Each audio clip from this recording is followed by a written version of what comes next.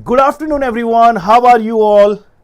So, guys, as we all know, our yesterday's lecture could not happen completely. Yeah. So, we were about to complete yesterday's session, but because of some technical problem, we couldn't complete the session. We had part 1 yesterday. We have part 2 today. So, in part 2, we will be having from equivalence concept onwards, we'll be completing in this particular session.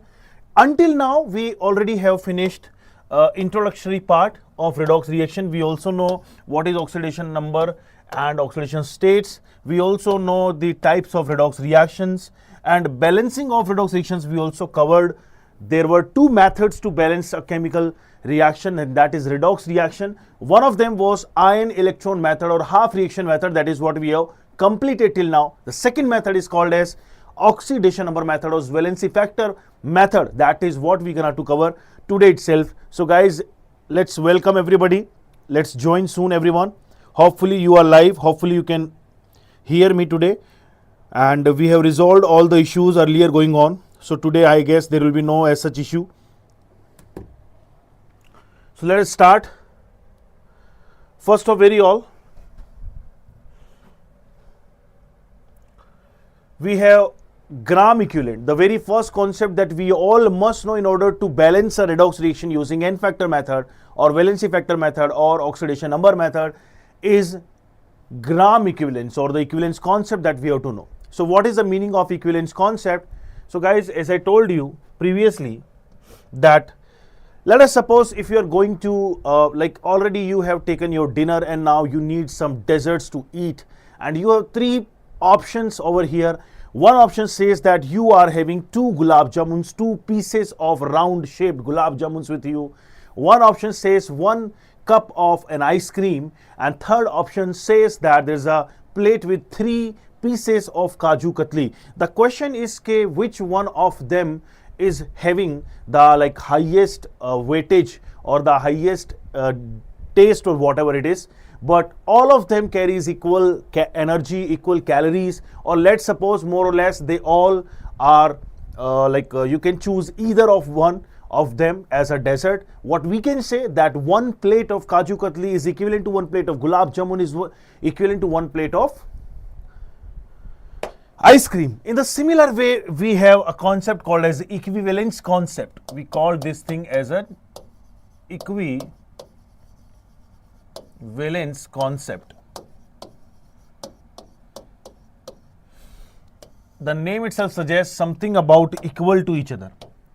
So guys, let me give you an equation. Let me give you an equation that is N2 plus 3H2 gives you 2 times of NH3. We are assuming that reaction happens completely 100% is occurring, and this reaction says that if we talk about the number of moles here and whatever the stoichiometry here, let us pick the number of moles in that proportion, because 1 mole of nitrogen combines with 3 mole of hydrogen to give you 2 moles of ammonia, and we call this part as mole concept. So this is something that requires a balancing of chemical reaction, and it is separated by the terms of number of moles. The number 2 part is number of gram equivalent. Now this is something that you haven't studied till now. This is called as gram equivalence, and it's a major part of equivalence concept. So the meaning of gram equivalence is also similar to the number of moles only, which is something a quantity. So how can we define number of gram equivalent? So let us suppose there is a chemical reaction in which so many reacting and product species are participating. Out of these reacting and product participated species, the number of gram equivalents is something a measurable parameters of all and each one of them, which is equal for all the reacting and product species, which is equal to all.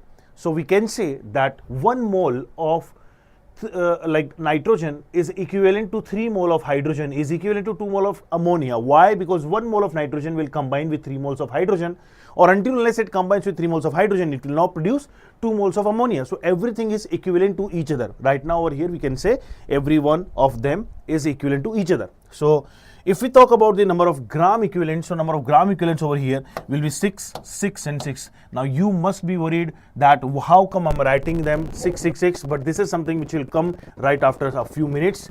So this is called as your equivalence concept. this is something called as equivalence concept. And in equivalent concept, what we are bringing, like how we are bringing from 1 to 6 by multiplying it with 6, by multiplying it with 2, and by multiplying here with 3. And believe me, these 2, 3 and 1, 6, 2, 3 are respectively the n factors of nitrogen, hydrogen and ammonia.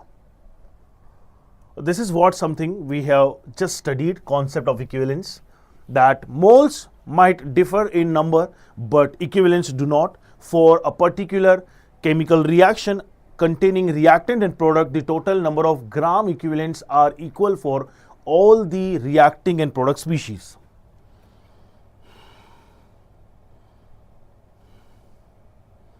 Let me invite few more students. Where are everybody? Where are you people?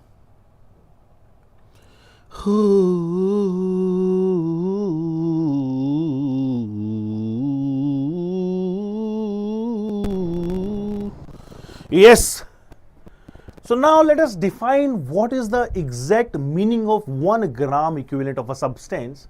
So guys, in general terms, how do we define it? Like, so guys, we usually say that the mass of a substance that combines with 8 gram of, like 1 gram of hydrogen, 8 gram of oxygen, and we also say like 35.5 gram of chlorine. How do we define that part? Because whatever the amount I'm right now talking is equals to 1 gram equivalent, and we all know that whenever something is like involved in a chemical reaction, all of them will be having exactly same number of gram equivalent. So let us bring this concept of defining the gram equivalent, and gram equivalent can be defined first of very all by this reaction, this definition that 1 gram equivalent of a substance is defined as that amount of a substance which either in terms of acid base reaction, either it is an acid, then it might produce 1 mole of H positive ion, which is also equals to 1 gram equivalent of H positive ion, or it must produce as a base 1 mole of OH minus, or it may react or it may neutralize 1 mole of H positive. So this is what we call as a gram equivalent. So let me just give you an idea. Probably this will work in another way, that let's say we have 3 acids with us. One of them is HCl, one of them is H2SO4, and one of them is H3PO4, phosphoric acid. So out of these 3 acids, what do we see? Let's say their number of moles are taken as number of moles small n, let it be 1, half and 1 by 3, right? So if I ask you about the number of H positive, so the number of H plus ions will be how many? Number of H plus ions, which is also equals to the number of gram equivalents. So the number of gram equivalents will be how many? Out of 1 mole, 1 HCl produces 1 only, it is equals to 1. We have half multiplied by 2 because 1 H2SO4 can yield 2 H positive ions. Number of gram equivalents will still be 1. If I talk about 1/3 of the mole into 3, which is the basicity of this acid, H3PO4 phosphoric acid can release 3 H positive ions. 1 molecule of H3PO4 can release 3 moles of H positive ion. So this will become again 1. So what did you observe out of them? Let it be different number of moles, 1, half and 1 by 3, but the number of gram equivalent came exactly the same. And this is how we define the gram equivalent, that this is the amount of that much number of moles which produce exactly 1 H positive ion, 1 mole of H positive ions, and we can say that half mole of H2SO4 is equals to 1 gram equivalent of an acid, of this acid. So similarly 1 by 3 moles of H3PO4 will be equals to 1 gram equivalent of phosphoric acid. So that is how these things are related. And anyways, the another way of finding this part is simply multiplying them with a number. Now again, these numbers are representing what? This 1 number, this 2 number, this 3 number. Again, these numbers are called as the n factors, and these are the n factors respectively for HCl, H2SO4 and H3PO4. So guys, that's how they are connected with each other, and that's how they are divided.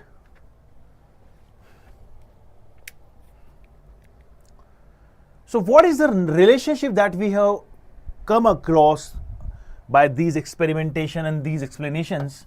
So there are some similar formula that I want every one of you to learn about.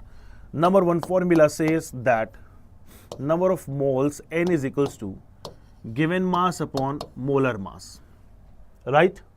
We also know that number of gram equivalents are equals to given mass upon equivalent mass. Now, what is the equivalent mass? So, equivalent mass of any substance is defined as the mass, molar mass divided by n factor. Using this all three information, what we can bring up with is the number of gram equivalents are nothing but number of moles multiplied by n factor. Now, something n factor is a big thing that we have to find out. Let me star mark it because it's a very important parameter in order to study redox reactions. From here, we need to know what is the meaning of n factor. Guys, are you getting it? There we got another formula. In the similar way, we will find out the number of this n factor, and that will help us to find out the number of gram equivalents for any of this species. Any of the species you may find out. Just you need to know the given number of moles, which will be already given, and its n factor. And its n factor can only be decided, can be find out using a particular chemical reaction only. Without any application of a reaction, you cannot predict with the n factor. So now let me give you this idea. What is the value of n factor? So guys, how do you define the n factor? N factor is called as like for an element, its n factor is its valency, and let us suppose example, aluminium has 3, magnesium has 2, oxygen probably has 2 in its oxide formation. Sometimes in peroxide it may vary, or in superoxide it may vary, but majorly as an oxide it has valency of 2. Then if an acid, we are talking about the number of H positive ion that can be released will become its acid its n factor. That HCl has 1, H2SO4 has 2. For an ion, its charge will be equals to its n factor, like Na positive has 1, Mg2 plus will have 2, Al3 plus will have 3, O2 minus has 2, like that.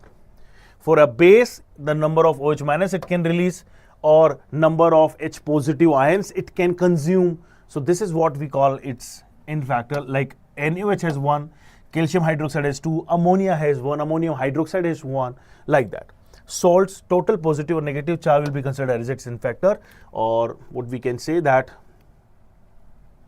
like take an idea that if we are having Al2SO4 whole thrice, one of the salt over here, so the n factor can be set up as total positive charge is positive 6 or negative 6, so this n factor becomes 6, and n factor is always positive, remember that part, right? Anyways, I'll give you the idea. Then again, coming to oxidizing or reducing agent, that how many number of electrons can it exchange, or how many change in oxidation state can we get by 1 mole of any substance or per molecule, it is called as the n factor. Now I'll give you some ideas upon n factor, how do we define it, and what is the significance of n factor. N factor. Now we are talking about n factor. So n factor is defined as the number of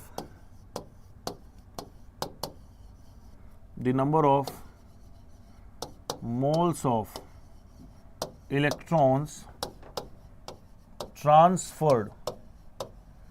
If I'm talking about transferred, it can be gained or lost by 1 mole. Now this is something very important part I'm writing on the screen. Why 1 mole of any substance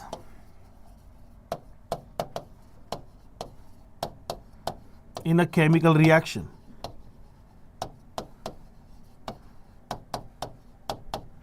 Getting me? So basically, how many number of moles can be transferred, gained or lost by 1 mole of any substance. So for an example, let us take this example.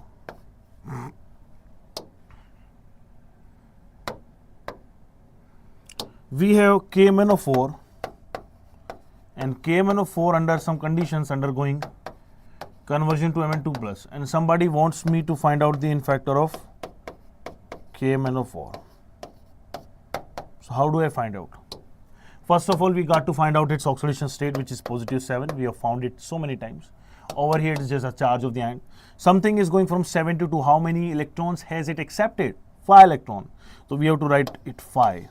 It's that simple. And it will always be a mode of whatever the change we are bringing. So it is always a mode, means always positive. N factor is always positive because it is nothing but the change in oxidation state, or should be always what? Positive. One more thing, you cannot directly govern the reaction and you can directly say that the N factor of H2SO4 is 2. It all depends upon a chemical reaction. So I must write N factor is a reaction dependent quantity. Dependent quantity. So take an example. If we are reacting H2SO4 with 1 mole of NaOH, this is 1 mole. So this will give you NaHSO4 plus water. Now guys, would you understand the concept here? That it is now neutralizing only 1 mole of OH minus. Its 1 mole is neutralizing 1 mole only. So its N factor becomes what? 1.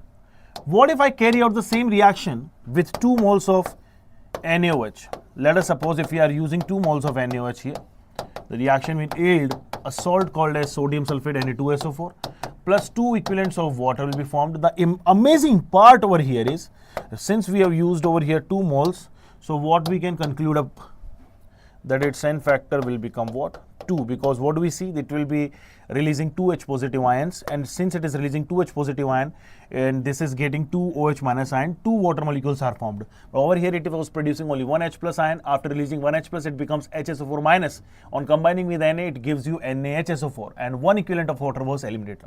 So it is always a reaction dependent part. So N factor is always a reaction dependent thing. It cannot be found out in an isolated molecule or ion or a group of species. Clear, everybody?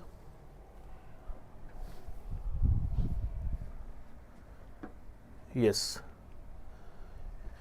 Next is, how can we find out the N factors for important oxidizing agents and reducing agents and whatever it is there. So in order to explain this part, I will like to explain something by my own, by writing over here.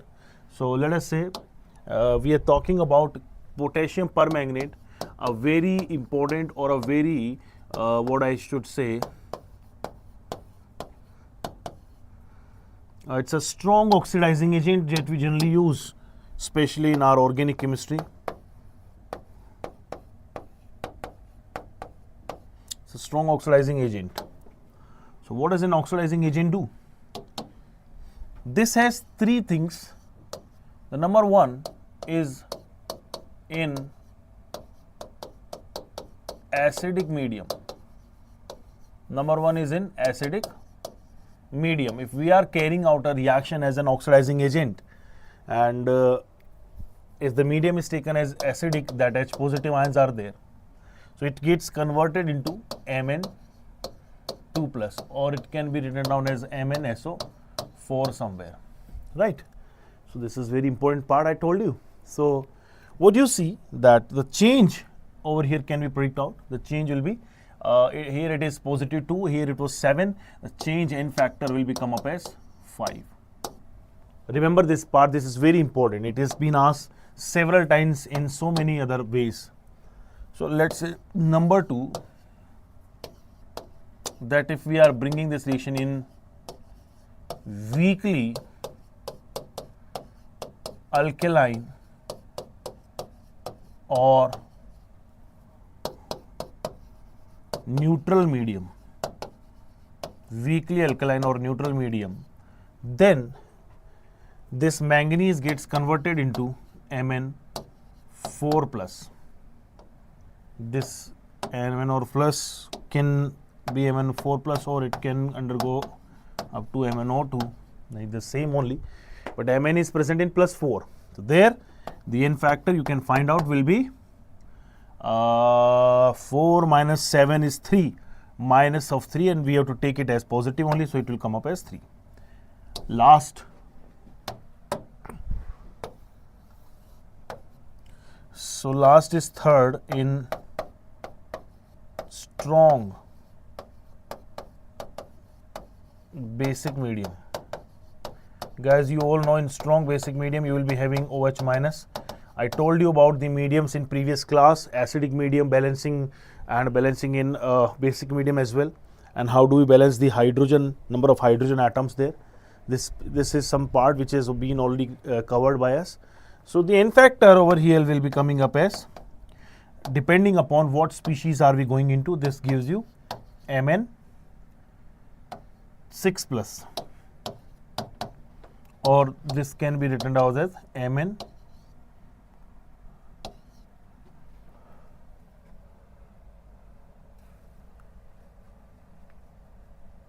MnO4 2 minus.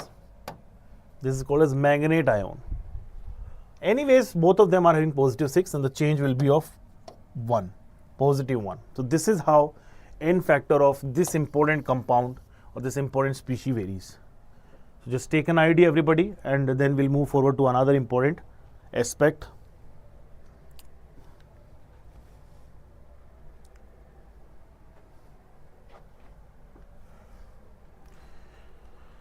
Next we have K2Cr2O7, one other important compound called as potassium dichromate, another oxidizing agent, K2Cr2O7, or we can also write it as Cr2O7 2 minus, calling it dichromate ion. So it is another strong oxidizing agent. So this oxidizing agent only gives reaction under acidic medium. So in acidic conditions, acidic medium, if we are having H positive ions here, then it goes to Cr3 plus. Now you might be seeing that the change is of 3, because from positive 6 it is going to positive 3. So 6 to 3 the change is 3, but it is defined, we have defined N factor as per mole of a substance. The substance is 1 mole. Can you see the substance is 1 mole containing 2 moles of chromium. So we have 2 chromium, 1 chromium goes from 6 to 3, 2 chromium will go from the change will be with 3 multiplied by 2, that is 6. So N factor will become what? 6. And let us suppose if we carry out the same reaction in any other medium. So let us suppose apart from acidic condition we are bringing the reaction in basic or neutral medium. In other medium, no reaction. So no need to worry, no need to learn down the value of N factor, simply it's no reaction.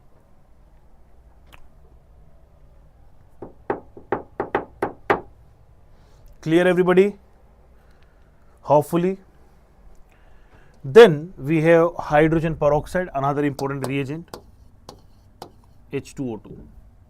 Can work as both oxidizing and reducing agent.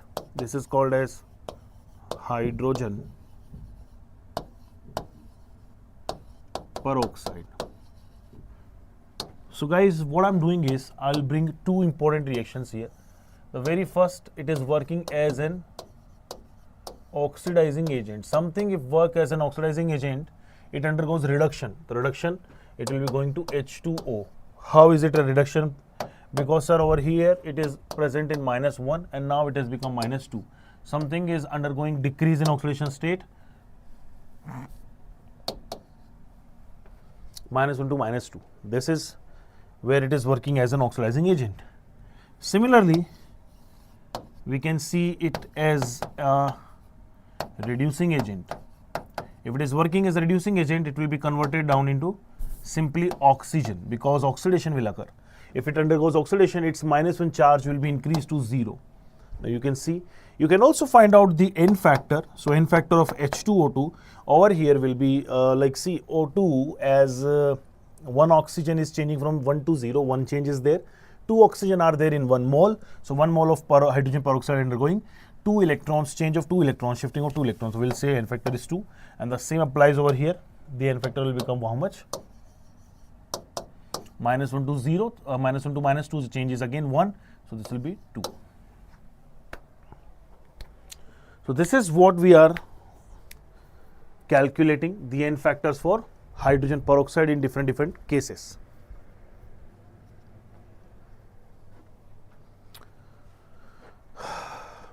Now we'll solve some questions. So calculate the n factor of I2 or IO3. So because both of them are working as a different reagent, the reaction can go reverse also. But anyways, we always go from left to right. So if we are calculating the n factor for iodine, this is I2. How do we find it out? Find the current oxidation state 0, find the final oxidation state plus 5, change will be of 5 into 2, because one molecule of I2 contains 2 iodine, it will be 10. But if you calculate the same n factor for this iodate ion, IO3 minus, how much would it be? It will be the change itself multiplied by 1 iodine is there, only in IO3 it is 5 and it is 10. That's what you should know. That's how we calculate the n factors of every reagent.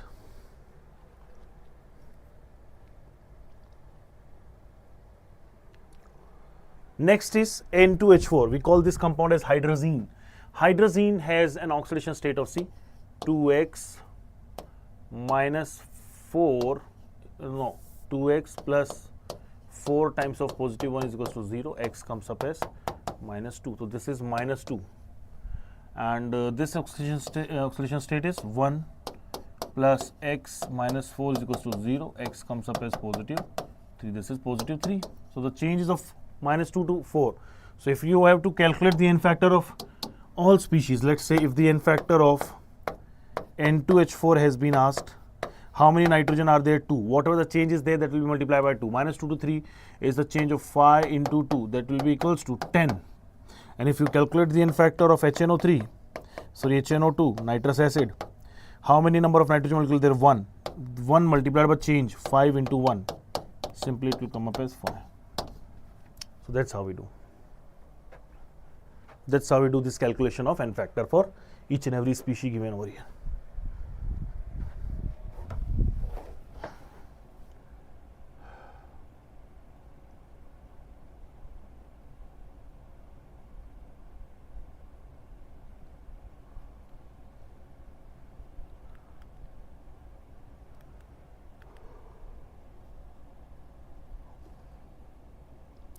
So guys, till here we have come across like different reducing and oxidizing agents were there in a chemical reaction. What happens if same species undergoes oxidation reduction? Then how do we calculate out the n factor? So I'll give you an idea. So let us take, let me write it, in case of intramolecular, in case of intramolecular redox reaction. So guys, what is an intramolecular redox reaction? A reaction in which same molecule contains two different elements which are undergoing oxidation and reduction respectively. So take an idea. So let's say this is an AB. This is a compound called as AB, produces C plus D. Try to understand, everyone. It's very easily I'll explain it. Let us suppose A undergoes a reaction converting to C, and there is a n factor of N1, and there happening the oxidation, right? So let me write case 1. Case 1 is happening oxidation, and then another one, B, is also undergoing oxidation, and the n factor comes up as N2. So how do you give the overall n factor? So the n factor of AB, this has also lost electron, this has also lost electron. N1 plus N2 is the total number of electron that has been lost by AB. So this will become what? N1 plus N2. Like that we find out. Let's say we are taking case number 2, case second. So case second says that if AB is going to this reaction, same reaction, but this time we found that it's undergoing reduction rather than oxidation. So B is undergoing to change in D, and it is happening reduction, and the N factor, let it be change in oxidation state, be N2. And the same is happening over here with A. A undergoes a change with C, and this process is also reduction, and let's say the N factor be N1. Now if you have to find out the N factor overall for AB, so how much would it be?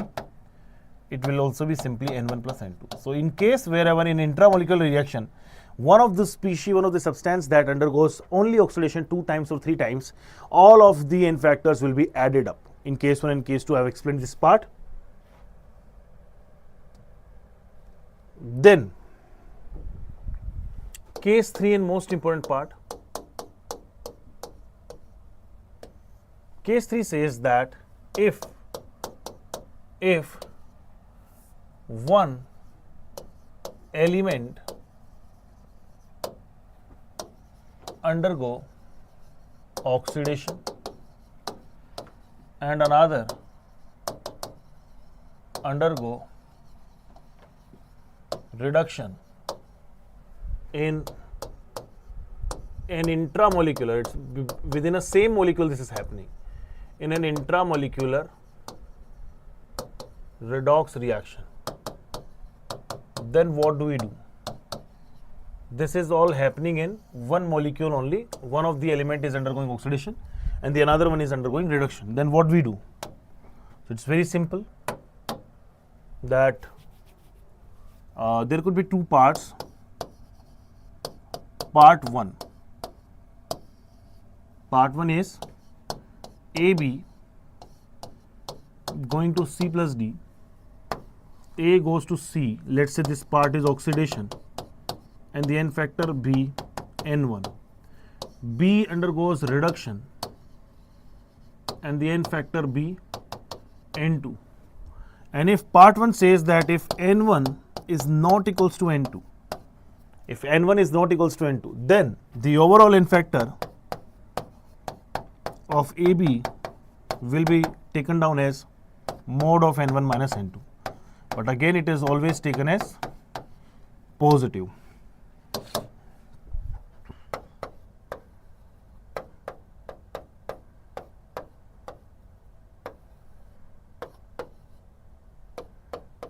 Then we have part 2 where N1 is equals to N2. Let us suppose if both of them are equal, same reaction is there, then the N factor for AB will be equals to N1 is equals to N2. Whether it is N1 or whether it is N2, both of them will be the same only, because they already are same and their value only will be considered as the N factor overall. So guys, I have explained so many good questions and so many good concepts until now. Hopefully you all are at the same page and we all are getting what I'm trying to explain. So now I'll take you to some examples, and then right after example we'll come to the application part. Right. So rules to find N factor. Over here we see this iron is present in C2O4 is an oxalate ion, 2 minus charge is there. So iron will definitely be having positive 2. Using that 2 plus 2x minus 8 equals to 0, x comes up as positive 3. Can you identify that iron is undergoing a increase in oxidation state, and so does the carbon. Iron undergoes oxidation. The N factor N1 will be equals to 3 minus 2 is 1. Always take it as positive. Positive 3 to positive 4. If something is going from positive 3 to positive 4, this portion, this is also oxidation. And in this oxidation, the N factor N2 will be equals to what? 1 only. No. 2 carbon atoms are there, buddy. 2. So 1 into 2 will be equals to 2. So we have 2 N factors here. The overall N factor for ferrous oxalate FeC2O4 will be equals to 1 plus 2 is equals to 3. That's how we find the N factor of ferrous oxalate, where both of the atoms Both of the elements were undergoing oxidation only, iron as well as carbon. One of the question is given over here, everybody, and we are supposed to solve this question.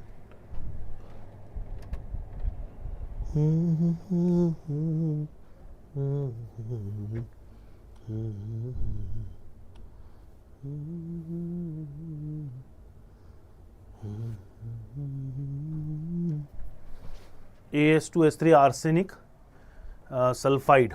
So in arsenic sulfide, find out the oxidation state first. Arsenic has positive 3. Why? Because As2S3 sulfur has -2. Just like oxide, sulfur has oxide. Sulfur has sulfide. Sulfide has -2 charge. arsenic has positive 3. This is an oxidation state of one atom. So guys, every time you get to find out the change, you need to take the whole molecule. ASO4 minus, this is x minus 8 is equals to plus 3. It will be positive 5. Again, this is oxidation, and this is positive 6 in sulfate, another oxidation. So can you find that As2, this is an oxidation, and for this oxidation the n factor 1 is coming up as 3 to 5 changes, 3 to 5, 2. 2 into 2, because we have arsenic 2 here, so n1 will be 4. Then here, coming from -2 to 6, another oxidation. But for this oxidation, the n factor will be change in oxidation state 8 into 3, that is 24.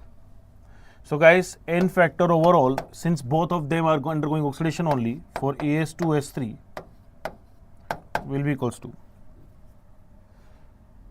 4 plus 24, 28. C.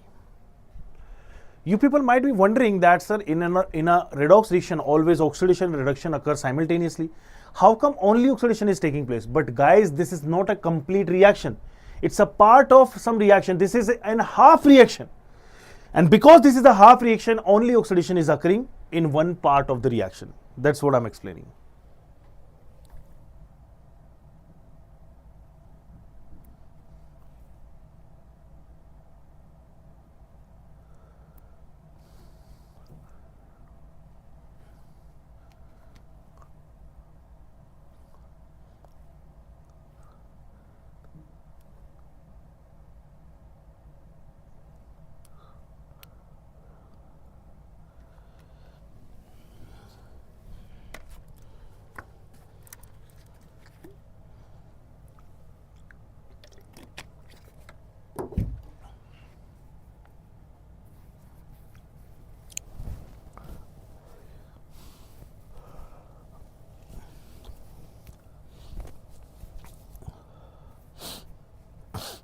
Now let us jump to the next part of this session, probably another question. This is the another question, and this is a very amazing question because it's a type of intramolecular redox reaction where you can find out oxidation and reduction both occurring in the same molecule, but not from the same element. Otherwise, it would have been called as disproportionation reaction. Potassium has 1. Chlorine over here has positive 5 oxidation state. You can find out 1 plus x minus 6 equals to 0, x equals to 6 minus 1 equals to 5. And oxygen has an oxidation state of -2. Chlorine has an oxidation state of -1, oxygen has a state of 0. Now, can you identify the type of changes which we are undergoing? Positive 5 to -1. This is undoubtedly reduction, and the n factor will be 6, something from 5 to -1. So -1 minus 5 is equals to -6, and it has been taken in positive, so n factor is 6. Similarly, -2 to 0, something is going from -2 to 0. This is called as an oxidation reaction. Oxidation is happening with an n factor of -2 to 0, and how many oxygen are there? 3. So 3 into 2 will be 6. So this is 6, n factor is 6, n factor is 6. So since oxidation reduction both are happening, so here what we see that n factor overall for KClO3 will be either equals to n1 or equals to n2. It is the same only. Answer will be C.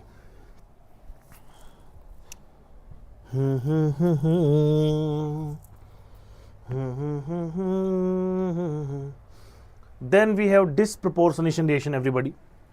And for disproportionation, how do we identify? So first of all, let me give you an idea. How does this work? There is an element A, and Earlier we were taking AB, but now A itself is going a change in to C plus D. Let us suppose this is an N factor, this is an oxidation reaction, and the N factor BN1, and A goes to D, this let us call it a reduction process, and N factor BN2, right? What we can conclude over here, the N factor of A overall, and it's a, what kind of reaction is here? This is called as a disproportionation.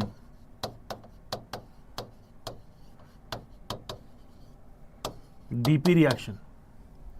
So this N factor will be equals to what? N1 into N2, that is the total number of change of electron upon N1 plus N2. So upon N1 plus N2 is out of one molecule. This is what we call it as the N factor.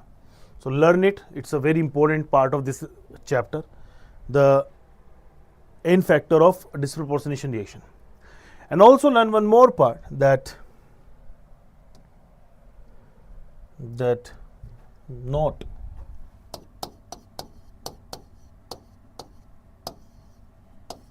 all disproportionation reactions are intramolecular redox reactions, but all intramolecular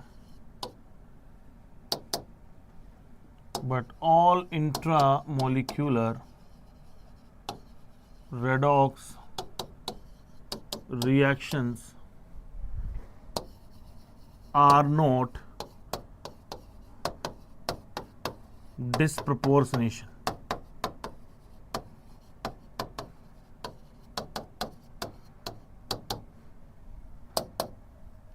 All the disproportionation reactions are intramolecular because oxidation reduction are happening out of one molecule or one ion or also one element only. But all intramolecular cannot be said disproportionation, because disproportionation happens with one element of one compound or one molecule only. One element itself undergoes oxidation as well as reduction. But out of one element, like out of one molecule, if two different elements are undergoing oxidation reduction, but molecule is the same only, then it becomes intramolecular. So we can conclude that all the disproportionation reactions are intramolecular, but all intramolecular reactions cannot be said as disproportionation reaction. Take an idea.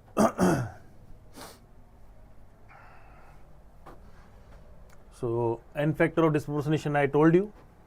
So N factor will become what? N1 into N2 divided by N1 plus N2. So N1 into N2 is the total electrons transferred, and N1 plus N2 is the total moles of reactant whose N factor we are calculating. We have an example. Bromine has an oxidation state of 0, undergoing reduction going to -1, and bromidion positive as oxidation. This is oxidation. The N factor will be 5 into 2, 10. From 0 to -1, it is going to reduction. For reduction, the N factor will become what? -1 and 0 changes 1. 1 into 2 is 2. So the N factor of Br2 will be how much? 10 into 2 by 10 plus 2. Basically, it's 20 by 12. So it is 10 by 6, or we can say 5 by 3.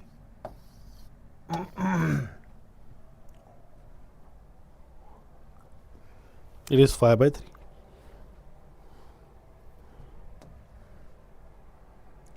The next topic is called as equivalent mass, which we were earlier discussing.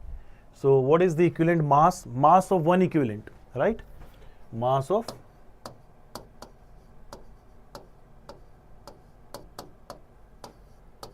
one gram equivalent of any substance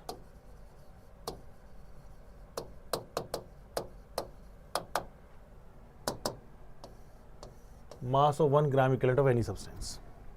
So how do we find it? So guys, as I told you that gram equivalents of everything is the same.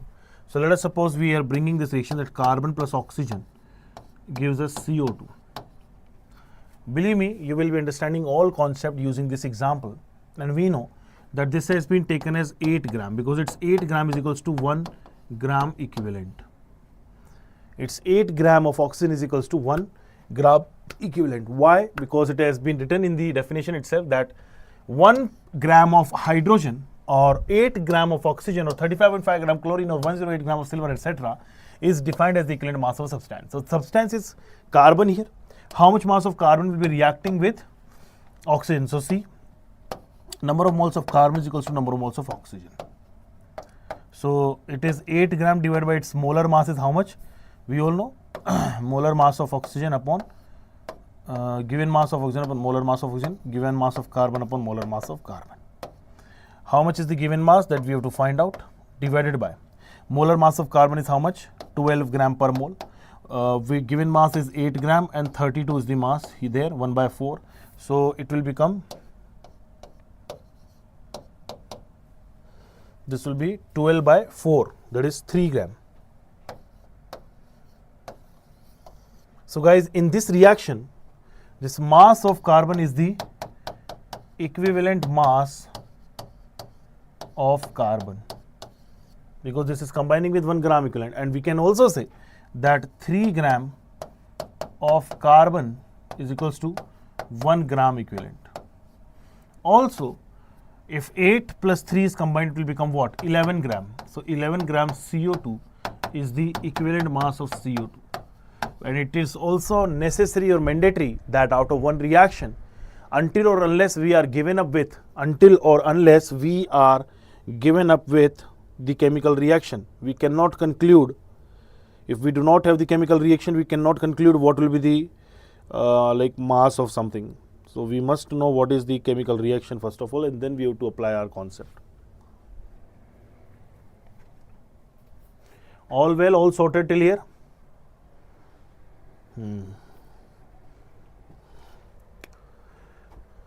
Then there are 3 important formula that we already know, and using this formula you can find out the value of equivalent mass as molar mass divided by n factor. Number of gram equivalents are is equals to number of moles into n factor. So this is somewhere we find the differences in multiplicity and division. Please note everything down one by one. Very important part we are right now discussing. It is the very important part which we are right now discussing.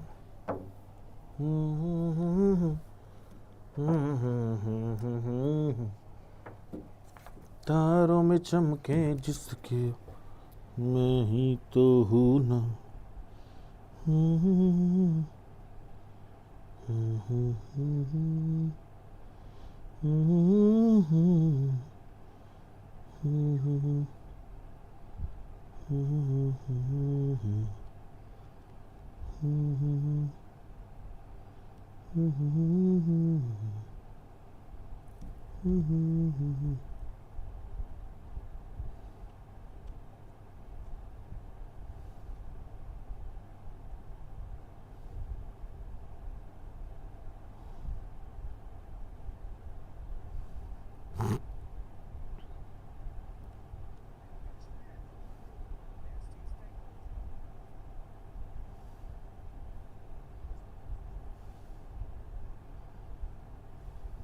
Okay, so now let us move forward and let us reach to the next part of this chapter, some of the numericals on equivalent concept, and then we'll come to the next part, which is balancing of chemical reaction using n factor method, which is absolutely the easiest part of this chapter, and not just easiest, fastest way to balance a redox reaction.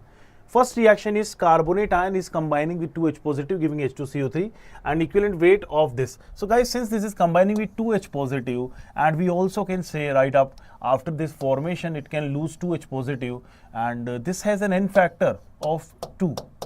So if N factor is 2 and molar mass is something that we can find out, 2 plus 1 into 12, 2 into 1 plus 12, 1 into 12 plus 3 into 16. So 48 plus 12 is 60, 60 plus 2 is 62 gram per mole. We have to find out the equivalent mass. We know the formula of equivalent mass, m by n factor. So simply divide 62 by 2, it becomes 31. The unit will become gram per equivalent. Gram per eq. Correct answer? C.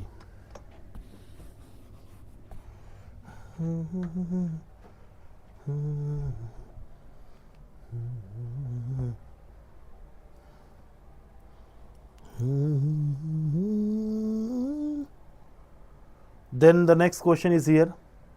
The equivalent weight of potassium dichromate is 294, and according to this reaction, what will be its equivalent mass? So guys, you know what is the molar mass here, which is 294. Just simply find the N factor. It is going from positive 7. It's an acidic medium. Definitely it will be going to positive 3. Definitely it will be going to positive 3. So guys, you know that this will be having an N factor of changes. No, it's positive 7. This is positive 6. Change is 3, but this is containing 2 chromium atoms. So overall number of electrons exchange will become 3, like 6 minus 3 into 2, that is 6. So N factor is 6, and we already know the molar mass, the equivalent mass will become what? M by N factor. How much is M? 290 and 294 divided by N factor is how much? 6. It will be like 49 gram per mole. Per EQ, per mole, no per mole, per EQ means per equivalent. So that's why we say that this keeps on changing. Since N factor can differ reaction to reaction, that's why equivalent mass can also differ reaction to reaction.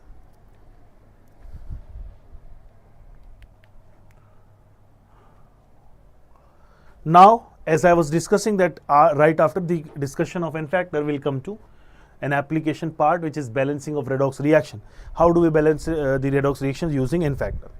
Believe me, this is most easy method. Now we will adapt. So this is already completed.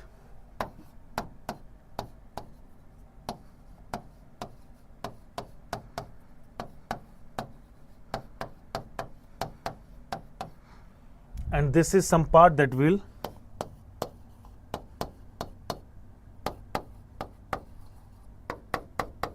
cover now. So let us take this example. As I told you, there is no requirement of taking any acidic condition, H plus, OH minus, water, anything is there, just skip it. Just simply write those things which are needed undergoing oxidation and reduction. That's it. That's it. Be very specific, everybody. Be very specific. How much is the oxidation state of copper? 0. Nitrate, positive 5. Nitrogen dioxide, positive 4. Copper, positive 2. How much N factor can you get as a, this is a reducing agent, and this is undergoing oxidation. So N factor will be, simply write the N factor, no need to mention oxidant and reductant. 0 to plus 2, 2. Something is going from 5 to positive 4, the N factor will become definitely 1, and it is also containing 1 nitrogen atom, it will be definitely 1. So how do we find out equivalent mass? No, what we were doing, okay, balancing. Simply cross multiply with the N factor, like N factor of copper will be multiplied by nitrate, nitrate's N factor will be multiplied with this. And we have to apply this from the reactant side only, not to the product side. Simply do it for reactant side. 2 multiplied by, so this will become what? 1 Cu, 2 nitrate gives us 1 Cu2 plus and 2 nitrogen dioxide. It's that simple. Now everything, now here till here electrons lost are equals to electrons gained. So once you have equated this part, Now you can simply do the balancing of oxygen, hydrogen as we were discussing in previous class. Now very simple everybody. In order to balance the oxygen, that much number of water molecules will be added. Here 2 into 3, 6, and here only 4. So it will be added with 2H2O. How many number of H positives are lacking here? Here we have 4, here we have 0. We will add 4H plus ion because this was happening in acidic condition. We simply added H plus. This is your balanced chemical equation. Now it has become what? Balanced chemical equation. If you want to cross check it, you may do it because I have told you that hack to identify whether the given reaction is balanced or not. If you want to check whether the given reaction is balanced or not, simply do cross checking. We are simply doing the cross check. How do we do the cross check? Something is going, look, okay, total positive and negative charge. Total positive, oh, shit, man. Cross check it. Total charge 2 times of -1 plus 4 is equals to, there what do we have? Positive 2 only, that's it. So this is also coming plus 2 is equals to plus 2. So this is a balanced chemical equation, hence proved.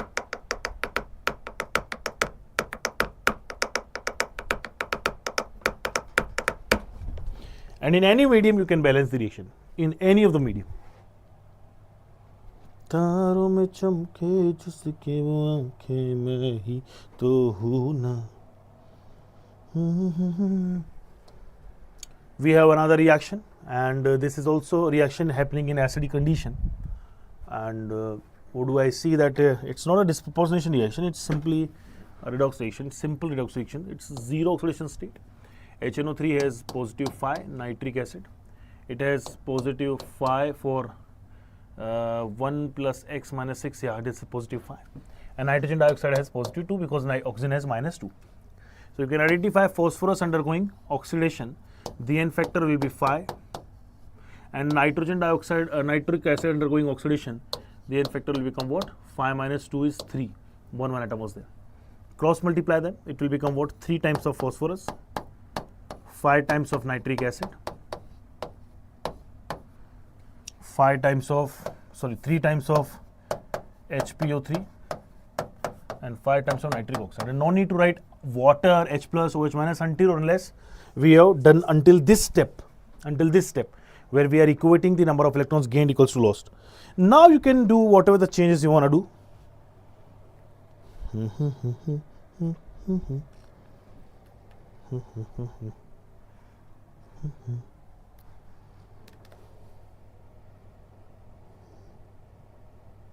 Hello.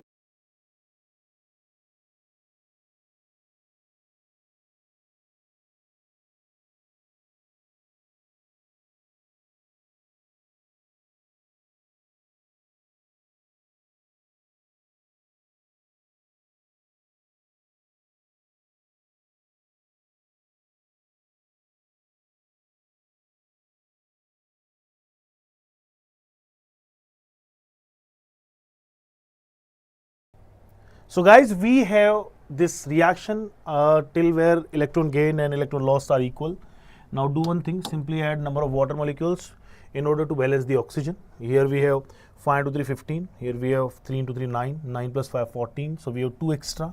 We will add 2H2O here.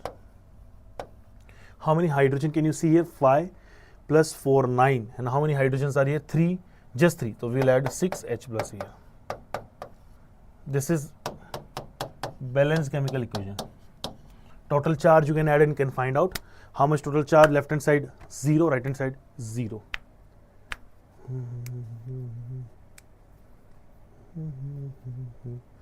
Now we have made something different.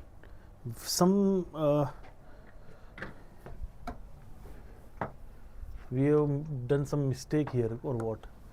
See how many oxygen were there? 15, and there we had 9. And okay.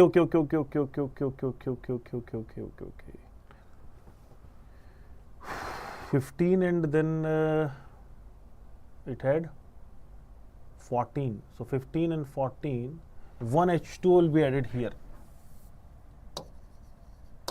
And accordingly 5H and already 5 charges. That's it. This is the valence chemical equation. Is there 0 charge in left hand side? Right hand side also is 0 charge.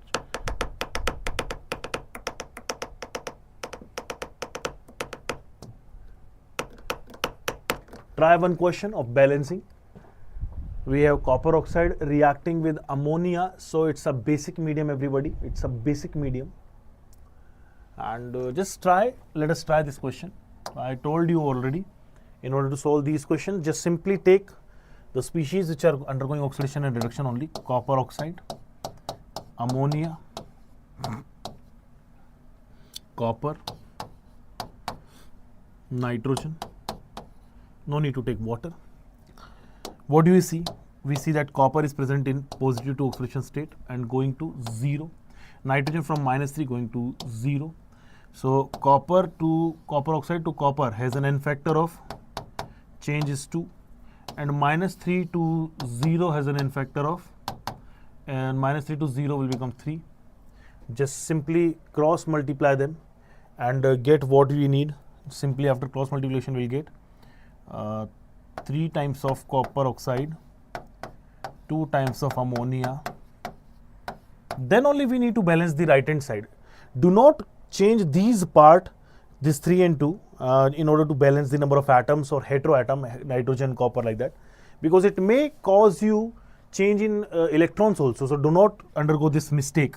Simply write here copper and nitrogen, and we already know that we have multiplied this reaction by, so this will give you 3 Cu and it will be 2 nitrogen. No, not. Simply nitrogen is fine. Now is the time we should start balancing the number of water molecules or oxygen. So 3 oxygen are here. Here 0. So simply add 3 H2O. Talking about hydrogen, how many hydrogen can you see? 6. Here how many hydrogens can we see? 6. So it's already balanced chemical reaction. It's a balanced chemical reaction. We didn't require to balance the hydrogen, but we know in basic medium we will add H plus first of all. 6 H plus will be added over here. Let us suppose if there was 0 hydrogen, then 6 OH minus here, 6 OH minus there. OH and H will become water. We will subtract the number of water molecules. We'll get the answer. Anyways, now come back to this question and now apply the stoichiometries. A is 3, B is 2, A3, B2, C and E is also 3. C is the correct answer.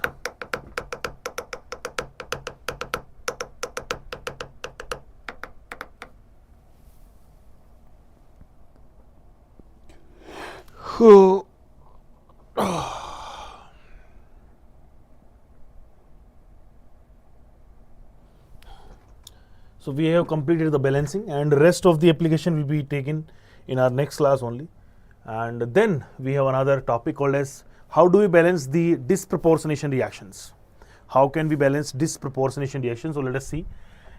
We have to take an idea. This is the hack, or this is the short trick, or this is the tip. This is the tip that will help you, that in order to balance the disproportionation, go in reverse direction. Go in reverse direction. So how are we going in reverse direction, everybody? Let's see. I'll explain. First of all, take down their oxidation states. This is in 0 oxidation state. NaOH is not required to write down. NaCl is not required to write down. As I told you, we'll simply take the one which are undergoing oxidation and reduction, Cl2. Then we'll simply write NaCl.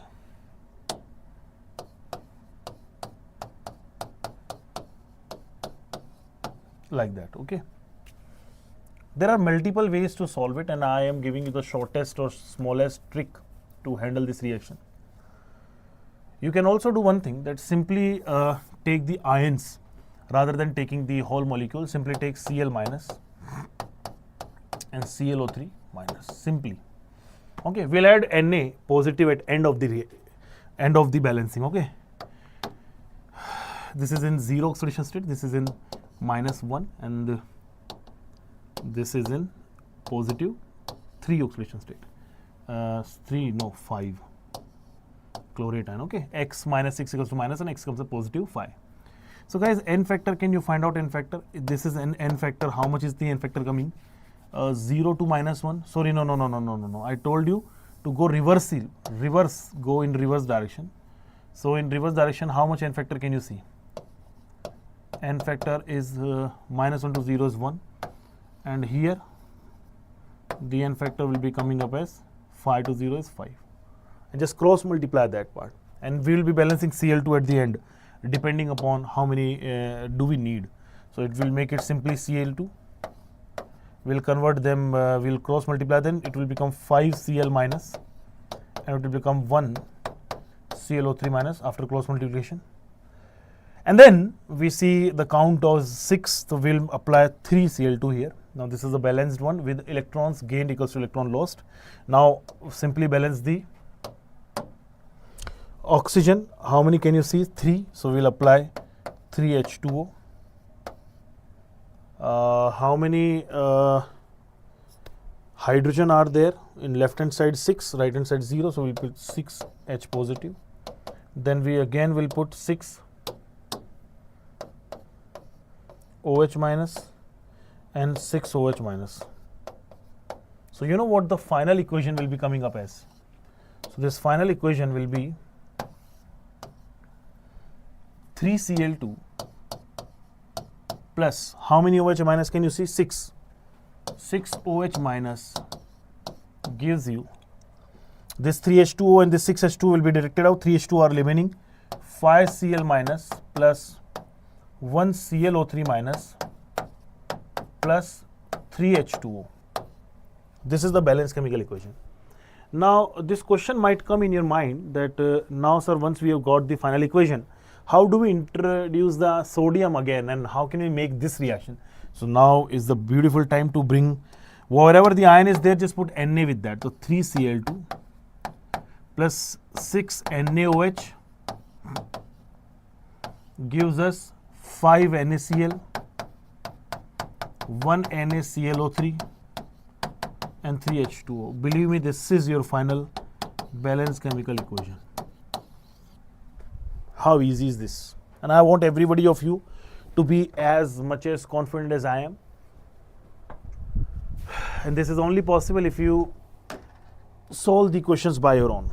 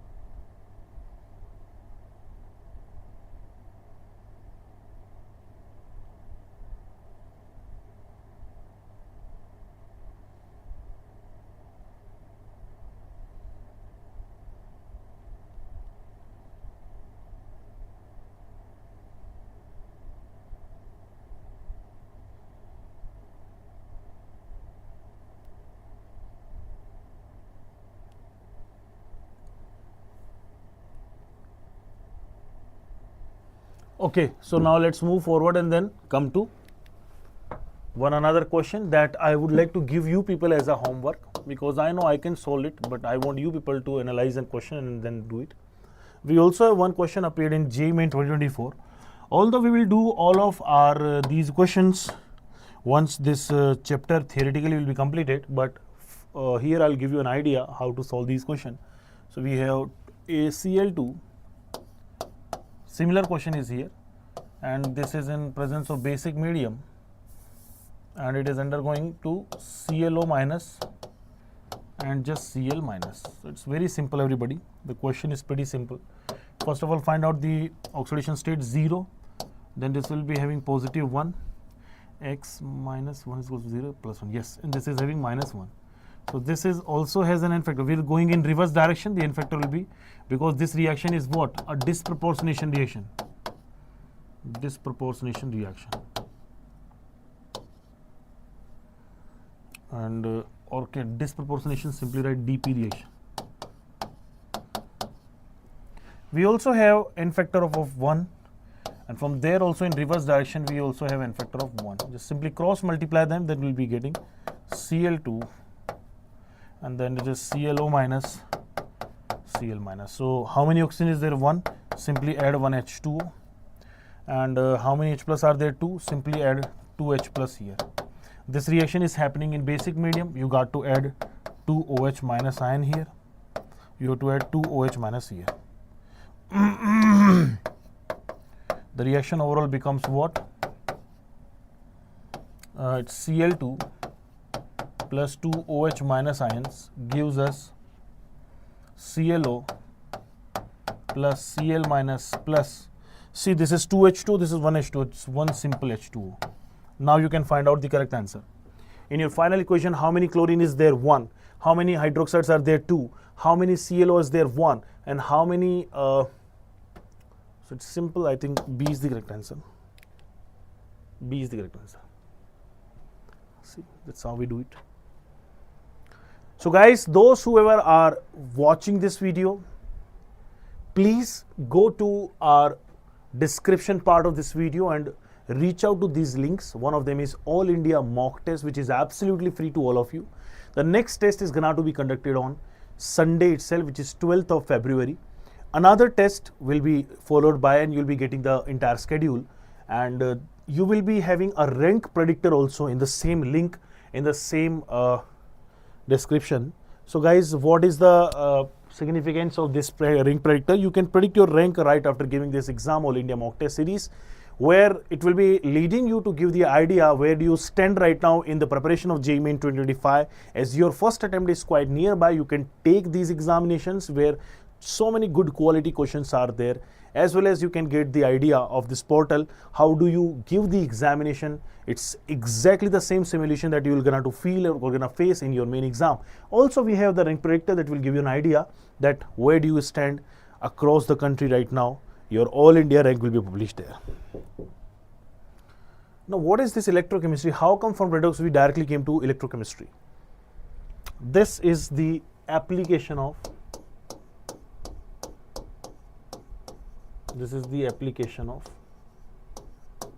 redox reaction.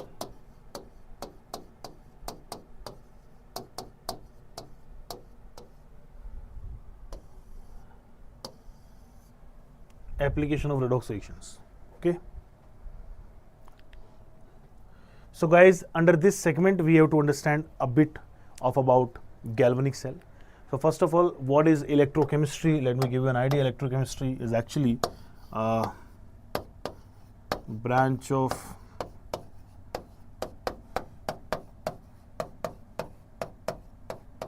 physical chemistry that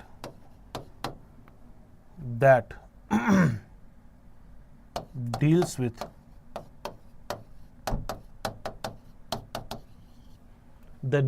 the study of chemical and electrical energy and their interconversion, and also deals with their interconversion. So there could be possibly two type of electrochemical devices. We call them electrochemical cells. A device that is used to convert the electrical into chemical and chemical into electrical are called as electrochemical cells. What do we call them? Electrochemical cells. There could be of two type of electrochemical cell. One of them is called as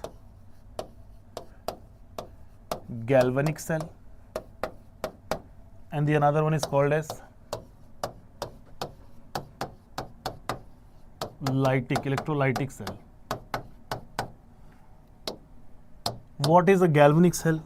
A galvanic cell converts chemical energy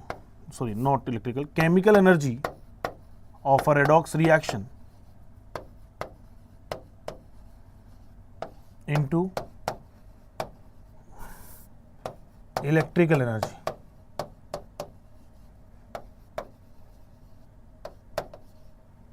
So chemical energy converted to electrical energy. Then what does this do? It takes the help of electrical energy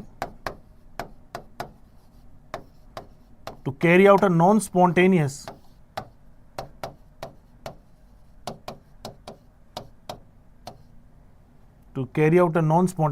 chemical reaction. So it will be giving a chemical reaction or chemical energy using electrical energy. So that is the basic terms that we use under electrochemistry. The electrochemical cells can be classified under two categories. One of them is galvanic cell, which produces electrical energy from chemical reaction, and the another one is your electrolytic cell that converts the electrical energy into chemical energy.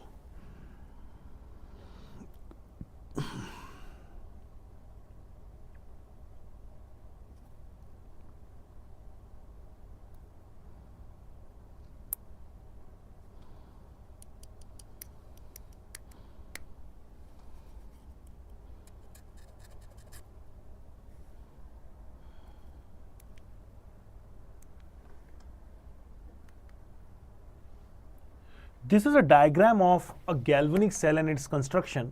So in a galvanic cell, the actual reaction takes place is oxidation, reduction, and then redox reaction, and that happens by itself only.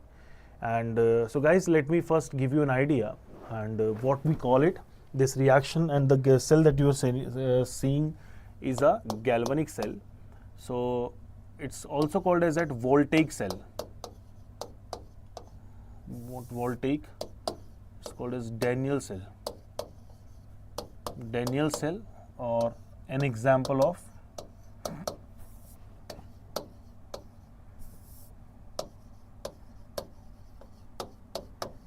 this is an example of a Daniell cell is an example of galvanic cell. Daniell cell is an example of what? Daniell cell. Galvanic cell. So guys, this is also called as like copper zinc cell, in which there are two things which are happening. So at the rate anode, always remember this part, that anode always happens oxidation. Always happens oxidation. So zinc rod, which is dipped in its zinc ion solution, gets oxidized to Zn2 plus, releasing 2 electrons. The process will be oxidation. Similarly, if we come to the cathode part, copper 2 positive accepts 2 electrons, giving you copper, and the process undoubtedly is called as what? Reduction.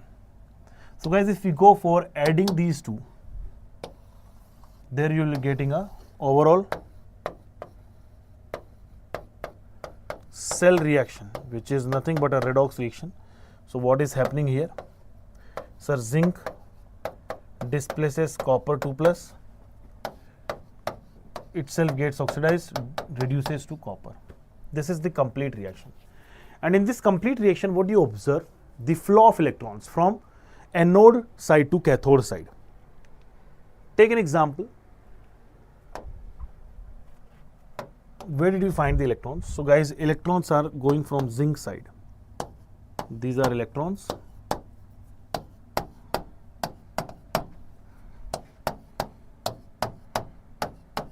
And this is how electrons are moving. And in opposite to electrons, we have I.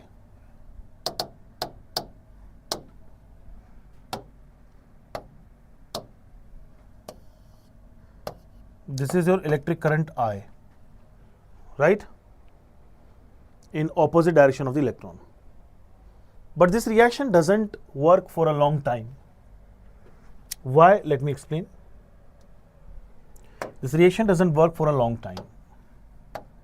And how is it so? Let me explain you. So guys, this is, let's suppose, is the zinc vessel.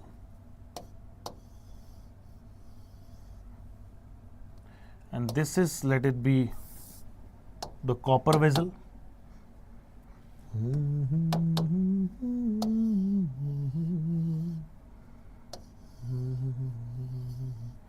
Not a copper vessel, but the vessel or the compartment with copper electrode. So,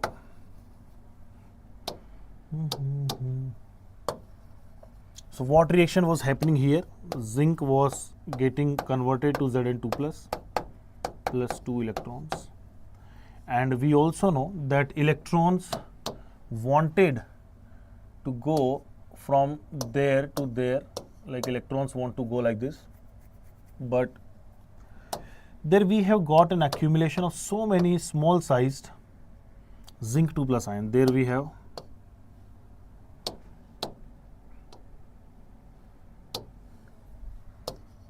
so many accumulation of zinc 2 plus charge, because zinc rod is actually getting diminishing by the time, and it produces so many zinc 2 plus ion, and because of this so many accumulated charges, this electron doesn't go far because of the attraction with positive and negative charge.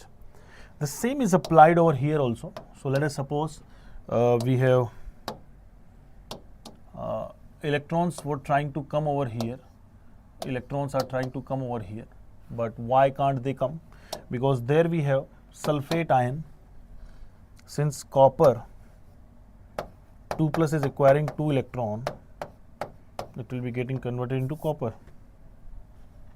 and we have plenty of sulfate ion. So I can also write this reaction in this way. So like copper sulfate ion accepts 2 electron, giving you copper, which is deposited on the metal, and sulfate ions are here. So many sulfate ions will be seen now. The same thing happens with zinc sulfate, that Zn with sulfate ion forms Zn sulfate plus 2 electrons. So this is how 2 electrons are eliminated out, and there 2 electrons are added. So there we had so many number of zinc ions in the first compartment. In the second compartment we have plenty number of copper ions. So this is copper ions.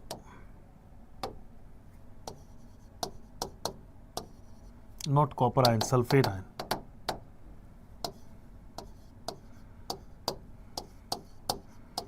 And these all are negatively charged ions. These all are what? Negatively charged ion, and that's why they do not allow electron to come to this compartment. And this process, whatever it is happening here, is called as, this mechanism, this phenomenon is called as charge accumulation.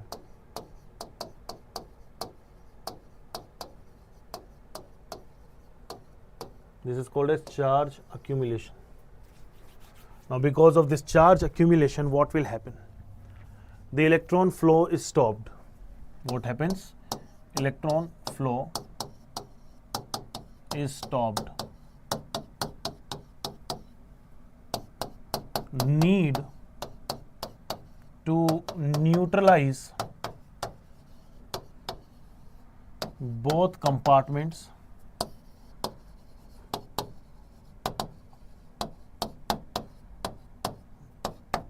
we use salt bridge.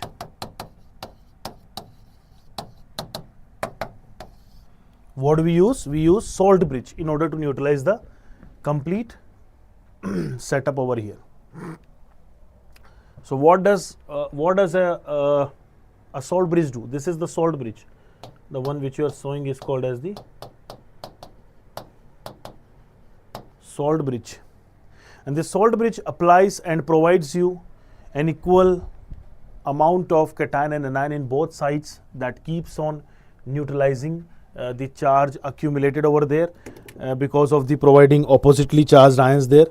And that is why electrons again start flowing, the electric current starts flowing, and then the reaction keeps on going on and cell starts working again. So what is it, by the way? Inverted U-shaped, it's a U-shaped glass tube containing a strong electrolyte. Always remember, it's a strong electrolyte in the form of semi-paste, because if it's a completely aqueous, it will be inverted U-tube, it will flow out unnecessarily. It should be held in a semi-solid thick paste called as agar jelly, so it's a jelly-like substance made with a strong electrolyte. Choice of electrolyte should be an electrolyte with speed of mobility of cation and anion should be the same. Both ions we should not be chemically react. The only chemical reaction must undergo whatever it was going on in cathodic and anodic compartment. There should not be any unnecessarily extra cation or anion coming to react, and it should not disturb the ongoing reactions in the cell or the setup.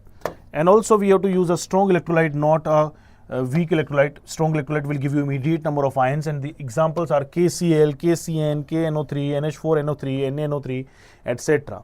These ions have similar kind of their speed or mobility or transport number, that's why they are taken. Yeah, then we have what is the function. It first of all completes the internal circuit, because externally it was connected with a wire, internally it is connected with salt bridge. It also maintains electrical neutrality by providing the opposite ions in both of the compartments. It minimizes liquid-liquid junction potential. Guys, liquid-liquid junction potential I will definitely explain you verbally right now only, but this entire portion which we are right now discussing comes in your electrochemistry chapter of class 12th. There probably I'll explain it in very detail. This is called as liquid-liquid junction potential. One of the property that arises when two liquids, one of the liquid was having zinc, higher concentration of zinc 2+, another had sulfate ion in concentration. When these two positive and negative charge ion comes in contact with each other, or these two liquids comes in contact with each other, there is a potential difference which is arise between these two, and this potential difference is exactly opposite to the external potential generated earlier because of the flow of electron and the electricity was passing. So this generated opposite potential is called as what? We call it liquid-liquid junction potential, and that is actually an opposite thing, and it's a non-favorable thing to the ongoing operation of electrochemical cell or this galvanic cell. So that is why what we need to do, we have to remove the junction potential by applying that salt bridge over there that minimizes the charges that was basically accumulated nearby the electrode, and it also prevents the charge accumulation as we were discussing earlier. Some questions related to salt bridge. What is the function of a salt bridge? No. What kind of electrolyte do we use in salt bridge? KNO3. Size of K plus is greater? No. Velocities is greater? No. Velocity is same? Correct. Size do not work. Only velocity is matter. C is the correct answer. What is the following cannot be used in semi-solid paste? So what we were using in semi-solid paste, only a strong electrolyte, and a strong electrolyte no doubt should be an ionic compound. So this is a strong electrolyte, strong electrolyte, strong electrolyte, and this is a non-electrolyte.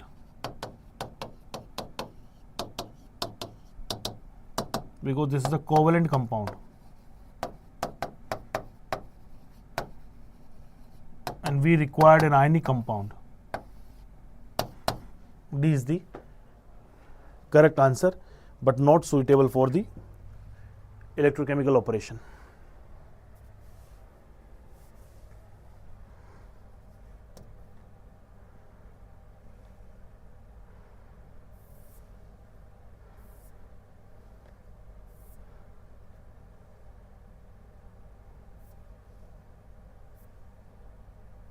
Okay, then we have rules for the representation of half cells of an electrochemical cell. How do we represent the half cells? So there is one way. The separation of two phases is shown by a single vertical line. Whenever two phases are separated, like aqueous and solid are separated by a single vertical line, right?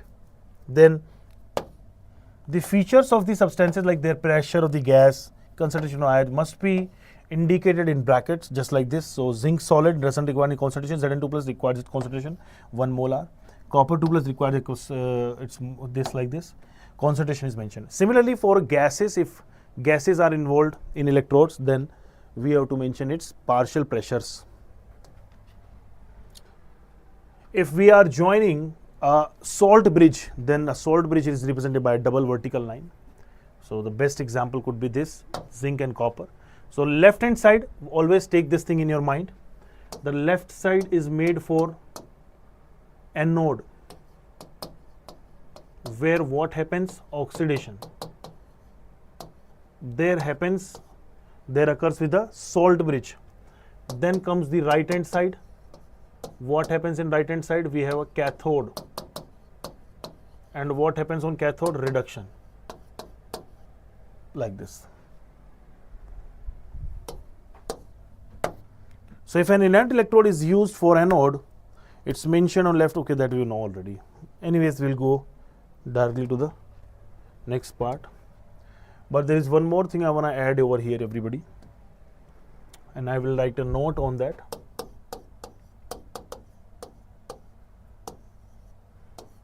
For any gas or ion based electrodes,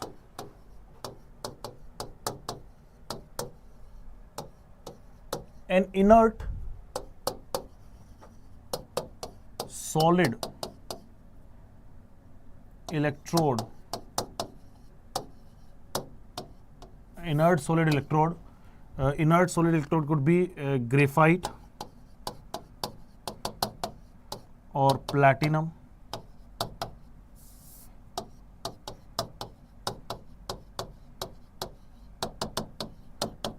etc.,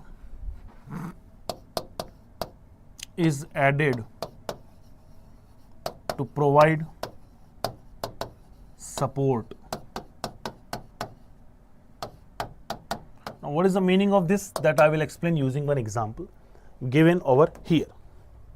Now, in this example, you can see that only ions are mentioned, left hand side and right hand side.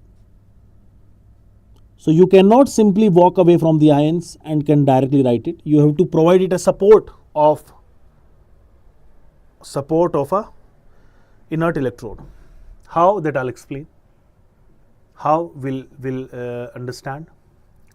The reaction is simply this: aqueous to aqueous is only happening, and then iron also from aqueous to aqueous is happening. So something dichromate is going from positive 6 to positive 3. Basically, it is undergoing reduction.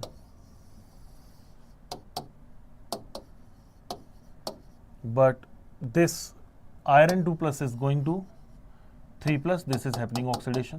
Oxidation will come in left hand side. So how are we going to write it?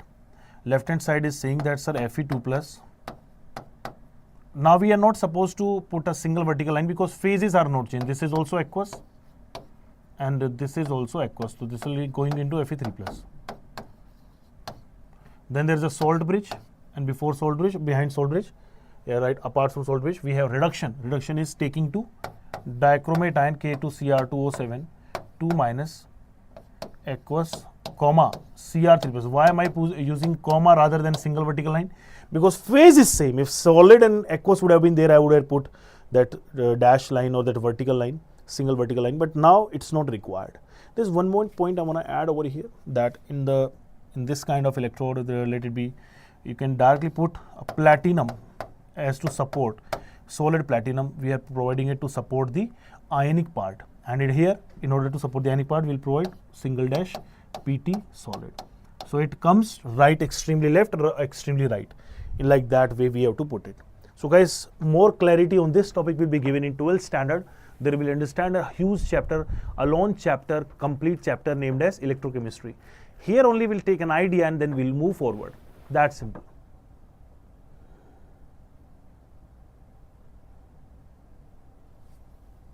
Clear, everybody?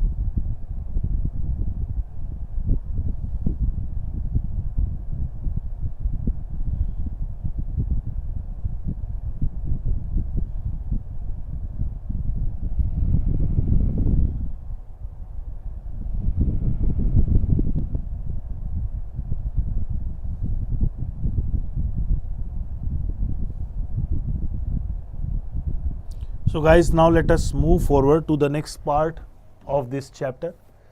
We have electrode potential, very important term, electrode potential.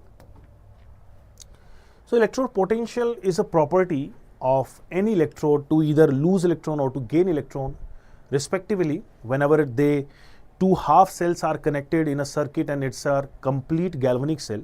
They are completing a galvanic cell. In that particular cell, one compartment is acting as an anode, another one is working as a cathode. What is the capacity of a cathode? What is the tendency of a cathode to lose the electron and to gain electron, and anode to lose the electron, because oxidation happens on anode, reduction happens on cathode. What is that tendency? So mathematically, you all have come across of this term. It is also called as the potential difference, or it is also called as the voltage, but it is also called as electromotive force also. But here we'll be using in chemistry, in order to understand the concept, we'll call it as a simple tendency. So what is the meaning of a tendency? Let us know it. So when this tendency comes up, whenever a metal electrode or a gaseous electrode is dipped, it's a metal, it's a metal M, and there we are having aqueous solution of metal ions, which is Mn plus. So this is what is happening. Now there could be two possibilities. There could be two possibilities. Very one, that metal solid can lose electrons and forms Mn plus aqueous ions. This is actually happening with oxidation. So this is oxidation. So this is called as oxidation potential. E metal going to metal N plus. This is how it is written. This is called as the oxidation potential.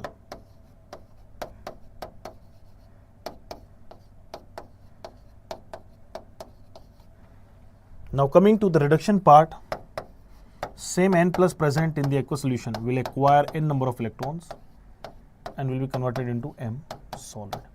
What is happening? Reduction. So this will be working on cathode, and there will be calling it E metal N plus undergoing reduction to M. This is called as reduction potential.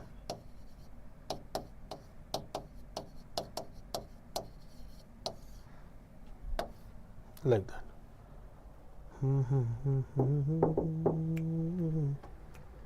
So guys, this is oxidation and reduction respectively. Potentials, okay? Reduction potential, oxidation potential. So similar way, the potential or the electrode potential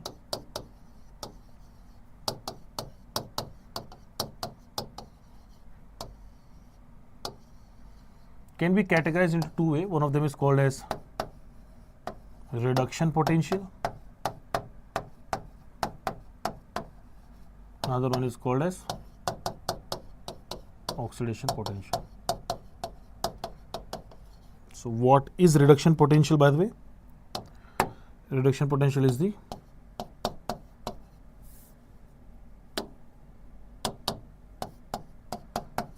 tendency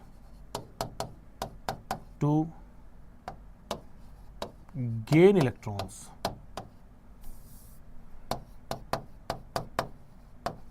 and what is oxidation potential? The another tendency to lose electrons. That is simply tendency.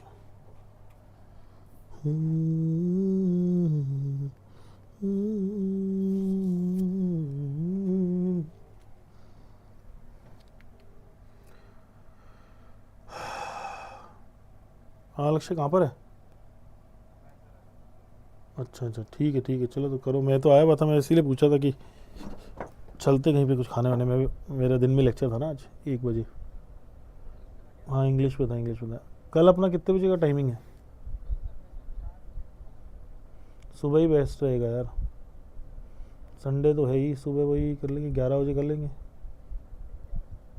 11 बजे आ जाऊँगा तो हम शाम तक free हो जाऊँगा, ठीक है ना. क्या चैप्टर क्या है कल? ठीक है ओके। और फिर नेक्स्ट कब रहेगा? ठीक है, देख लेंगे, मतलब फ्राइडे तक कर देगा तो बेटर रहेगा, मैं भी बना लूँगा इस बीच में। ठीक है, तो बता देना। ओके, ठीक है।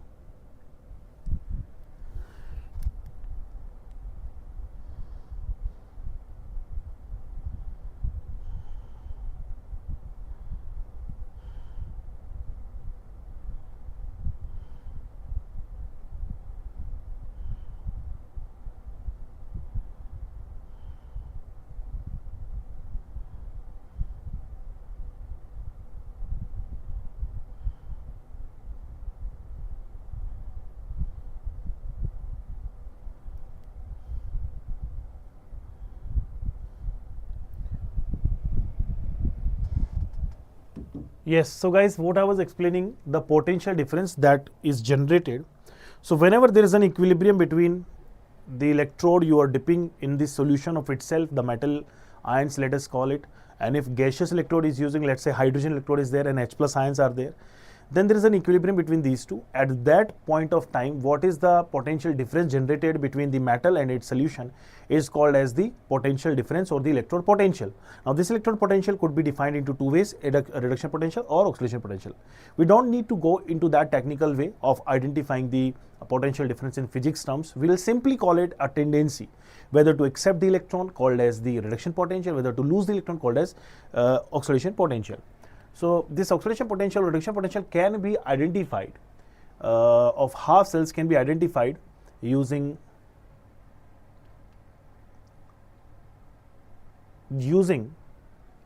a reference electrode, and the reference electrode is standard.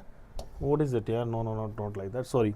So this is something else mentioned over here, that same electrode can be written down as, if you are having E naught and Zn is undergoing Zn2 plus, this is called as standard oxidation potential. Standard means because of this naught I have added here. Standard represents some particular conditions of, let's say temperature is fixed to 25 degrees Celsius room temperature, and concentration of all the ions have been taken 1 molar, gases pressures have been taken 1 bar, then it becomes a standard condition. So under standard condition, E naught of Zn to Z2 plus has been found to be equal to let us suppose minus of 0.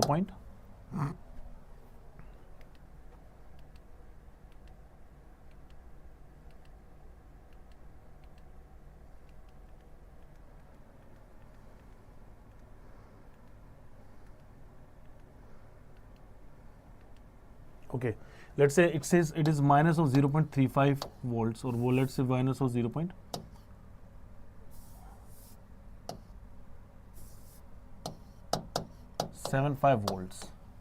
So if we this is a plus of 0.75. So if you go for this, no, it is I think negative of 0.35 electron volt.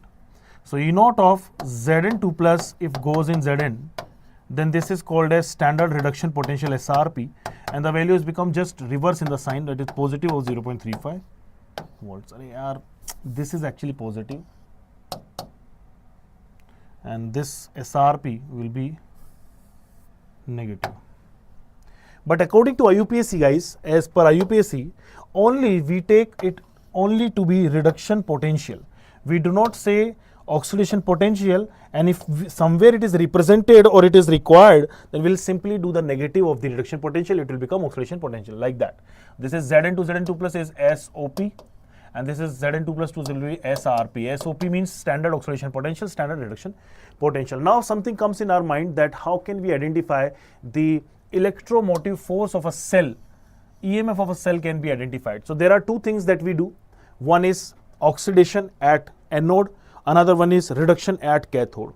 So just simply add these two potential difference, and then you will be getting your answer as EMF of the cell. But similarly, we do not use oxidation potential even for the anode. We'll simply do it negative of the E naught of anode in terms of reduction potential. So we'll do this formula, that reduction potential of cathode minus reduction potential of anode.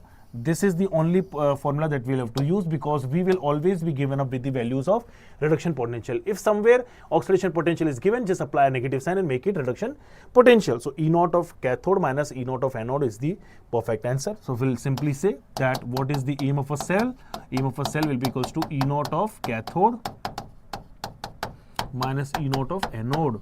If you apply this negative E naught, it will become positive of E naught of oxidation potential. But oxidation, we do not write oxidation potential. Similarly, we have made it negative of SRP. Both of the values are representing what? Standard reduction potential, SRP. Then we have EMF of cell depends upon which of the following parameter? Number 1, nature of the electrode which you are using. Number 2, concentration of the ion present in the gases, pressure of the gas and temperature. And this relationship is explained using Nernst equation, which simply says that E cell of a reaction is equals to standard E naught cell minus RT by NF, and that also 2.303 RT by NF logarithm of reaction quotient. So this is called as Nernst equation. Will be deal in 12th standard, we'll study it somewhere. This is called as Nernst equation. Anyways, not required right now. We'll move forward. Just take an idea of the redox wherever we are using. Don't fall in this. Okay. Now, so guys, if you have to find out the EMF of a cell, how do you find out? Because for a half cell, you cannot find out the EMF until or unless the circuit is completed. In order to complete the circuit, we take a reference electrode. We call this reference electrode as she. Now the question comes, who is she? So this is called as reference electrode. So guys, as you all know, this is she standard hydrogen electrode. Let me share a small story with you. So exactly for some few years, like my parents keep on asking me this question every time, like when are you gonna to get married? And this used to happen when like from a past long time actually. And so anyways, I'm getting older these days and not getting married, and parents keep on asking, please tell us, who is she? And one day I replied them. I said that she is the one responsible for calculation of all the electromotive forces of all the electrodes. She is standard hydrogen electrode. So that was my reply to my parents. Anyways, couldn't work as a joke there. But yeah, she is what? Standard hydrogen electrode. What is the standard hydrogen electrode? We have this setup of glass tube in which a metal wire is dipped, which is a platinum wire attached with a platinized plate, and this wire helps to pass the gas through it, because metal surface is required whenever any reaction involves the gaseous medium. This gas passes through this wire at a pressure of 1 atmosphere, or pressure of hydrogen gas is 1 bar maintained over here, and the concentration over here also, the H plus ion concentration, whatever the acid we are taking, is having 1 molar. So this is a standard condition we have maintained. Temperature, no doubt, is 25 degrees Celsius, which is your standard temperature. So right after this, what will happen? The platinum electrodes are coated with the platinum black dipped inside acidic solution, and this is something for which IUPAC have taken or assigned its EMF as 0. So let it be its SRP or let it be its SOP, because a negative sign will not create any difference if the value is 0. So 0 with positive or negative sign will be 0 only. So this is 0. We have considered as 0. So using this, we can find out the reduction potentials for any of the electrode. Let us take an idea. So for an example, let's say, we have zinc electrode with us, everybody. This is zinc rod. This is, you know what is it? Aqueous zinc sulfate, and molarity should be 1 molar. That's why we will call it as, that is why we can call it standard. There's a, let's say we have been taken voltmeter, which is identifying the or let's say it is a galvanometer identifying the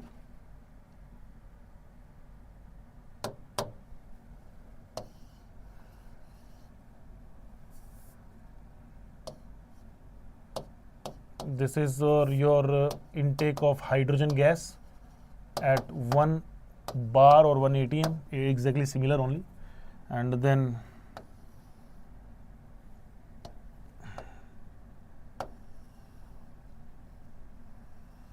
there is a platinum wire coming like this, and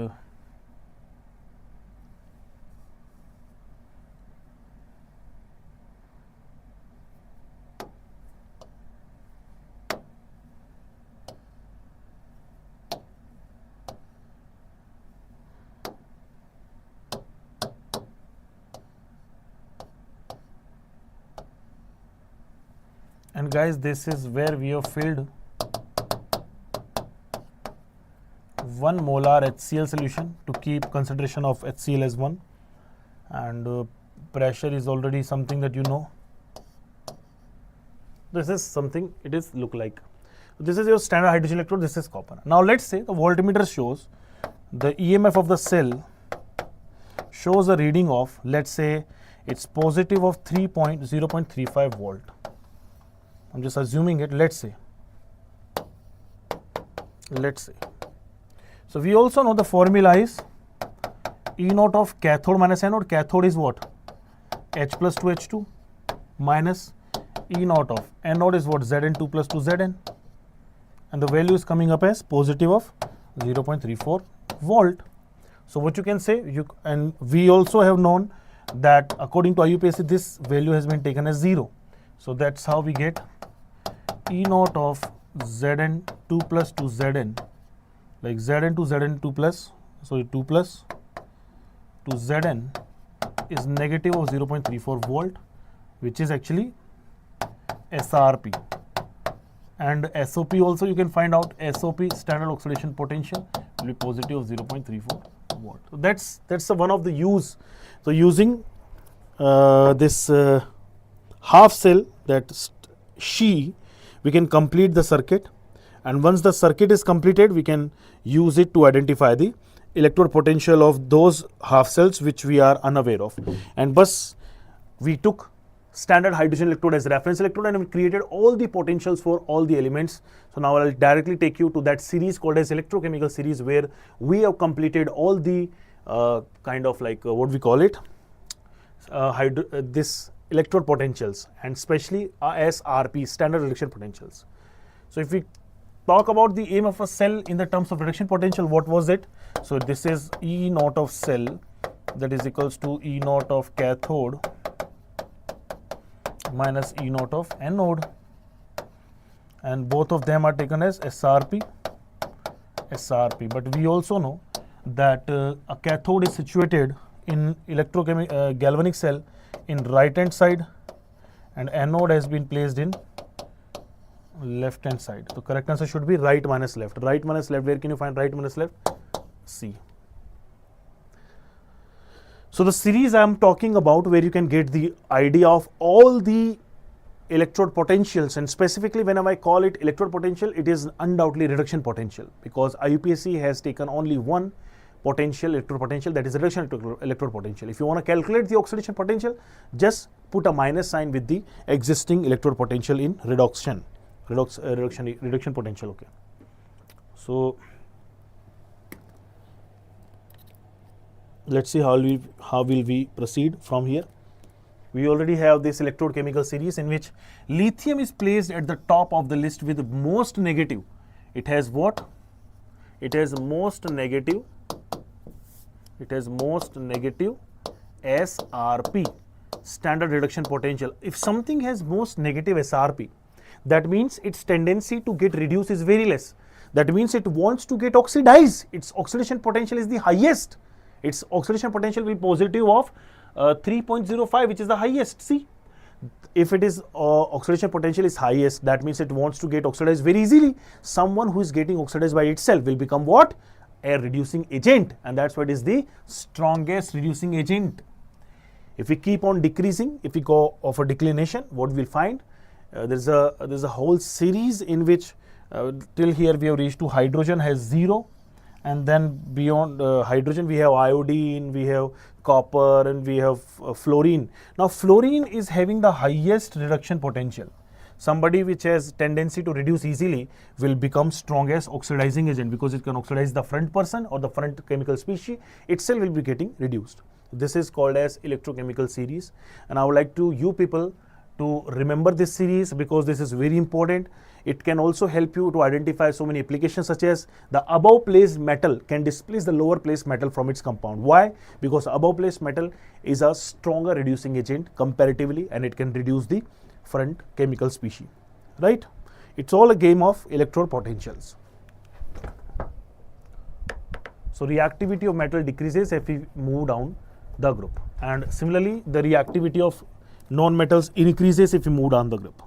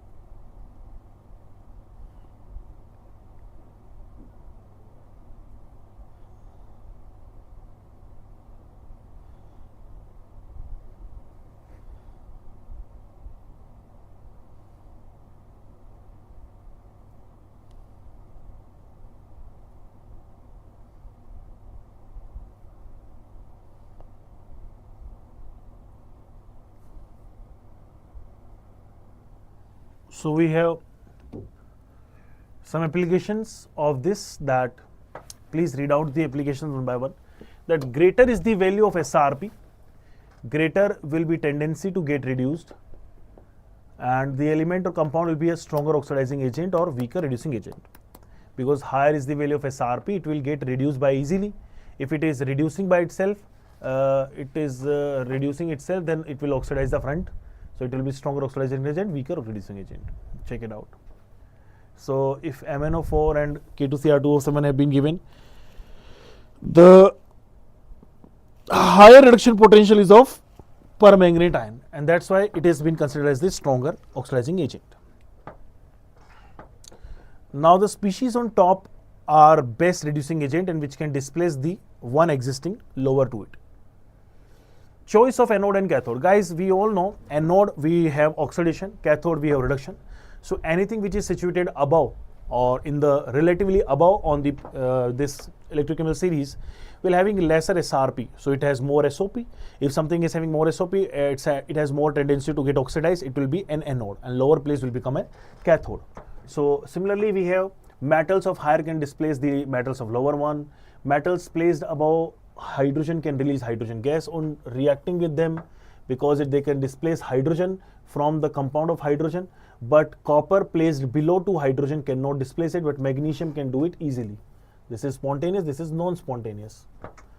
Then thermal stability, the one which are existing above will have higher ionic character in their oxides, and that's why they will be having more stability. So if you burn BaO, Al2O3, these will be no reaction as such, but silver oxide can easily decompose to silver and oxygen gas. There is a question based upon this concept of electrochemistry. We have a question that the standard electrode potential E naught value for Al3 plus to Al, Ag2 plus to Ag, this is what we are given up with. These all are standard reduction potential, SRP value. And we have to arrange them decreasing order of their reducing power. So guys, reducing power means reducing agent. They have to work as reducing agent. Somebody works as a reducing agent will have high SOP because reducing agent itself gets oxidized. It will be having what? Lower SRP. So the one which is having the lower SRP will become a stronger reducing agent. So now tell me, where can you find it? So the order of SRP is given to us is, the minimum one is for potassium, aluminium, chromium and then silver. This is the value of SRP. So what is the tendency of reducing agent? Agent, it will become potassium, aluminium, chromium and then silver. Can you have this idea? KAlCr Ag, I think B is the correct answer. So like that we can find out. There is one more question on the same concept we have. Same concept question is here. The standard electrode potential of half reactions are being given below. F2 to electron F minus something. So guys, what you see, this is the value of SRP. And SRP becomes most oxidizing agent, like strongest oxidizing agent. Because this has a tendency to get reduced very easily. It has the highest value in that. So F2 is the strongest oxidizing agent. Similarly, what if we talk about reducing agent? So reducing agent itself will do what? Oxidation.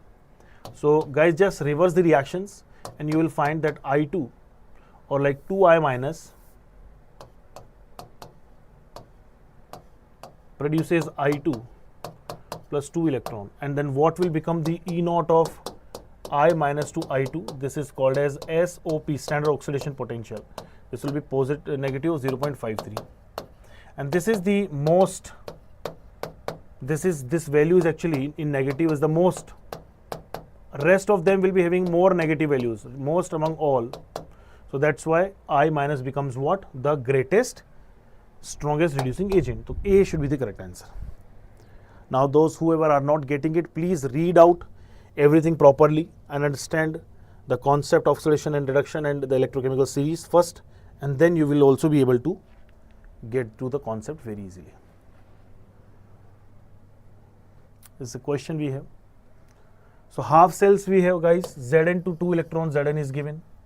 So first of all, we must know that 0 to Zn going to positive 2 is happening on anode. This is oxidation. And Ag2O, Ag is in plus 1, Ag is going in 0, Ag2O to Ag is actually reduction. So oxidation happens on anode, reduction happens on cathode. How do we get the value of E cell? So this will become E naught of cell will be E naught of cathode, but you have to use what? SRP.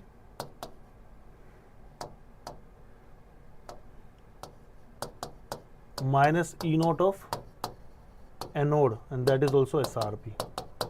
So what is the value of E naught cell?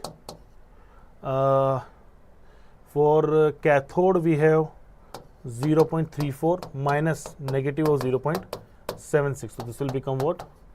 Positive of 1.1 volt. That's how we find it. C is the correct answer.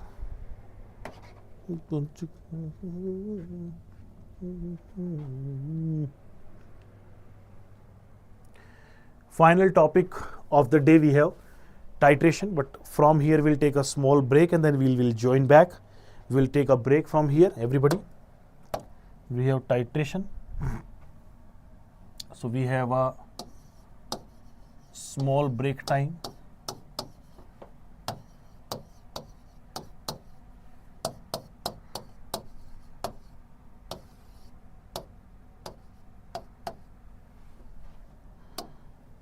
And those who haven't liked the session, please like the session.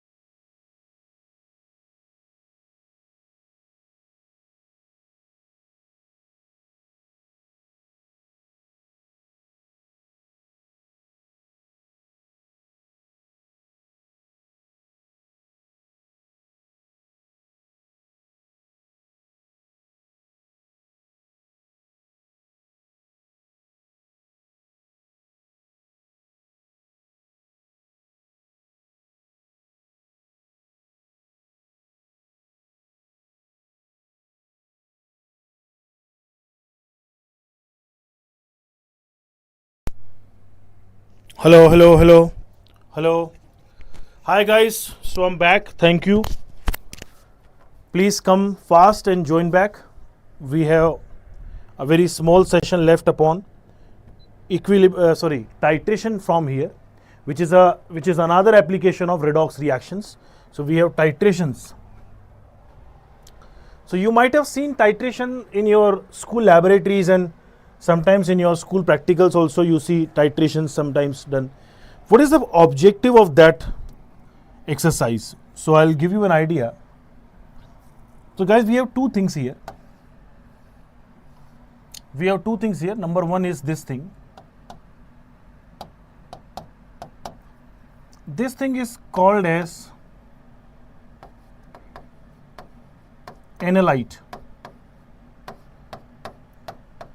titrate, or titer. This is something which has been given to us with known volume and unknown concentration. So concentration is not known. This kind of solution is called as analyte, titrate, or titer. There is another solution which is poured here with this device called as burette.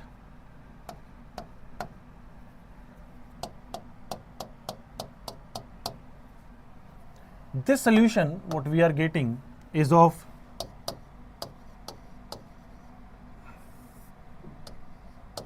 known concentration, known volume, everything is known for this. This solution is called as titrant or standard solution. Titrant or standard solution. What is the mechanism behind it?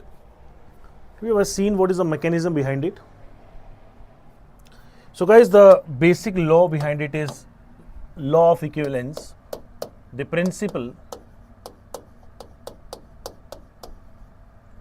of titration is, what is the major principle behind the titration is the law of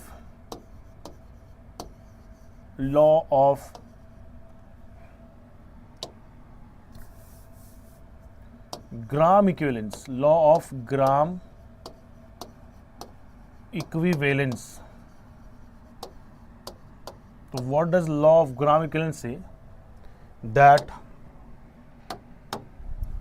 at the rate equivalence point, or we can say whenever the reaction is over, you all know the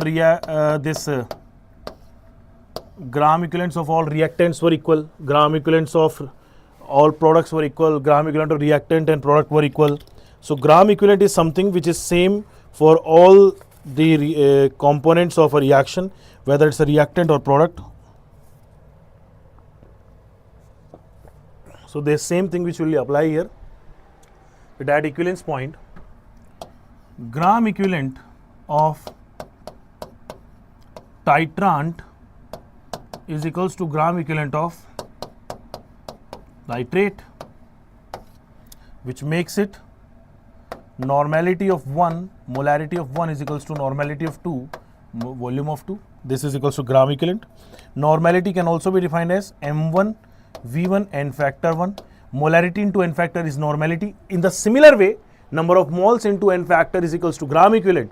Molarity into number of moles will become normality, right? Not so different.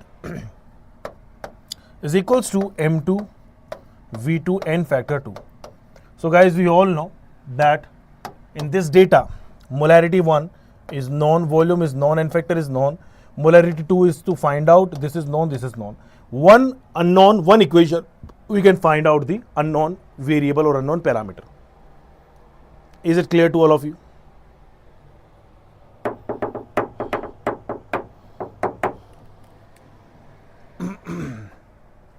So now let us use some titration term. Analyte, whose concentration has to be known. Titrant, whose concentration is known. End point is some point where we have to stop the titration. We have to stop, we have to basically close this cork so that further upcoming titrant stops there. And then we have equivalence point and indicator. So let us understand the concept behind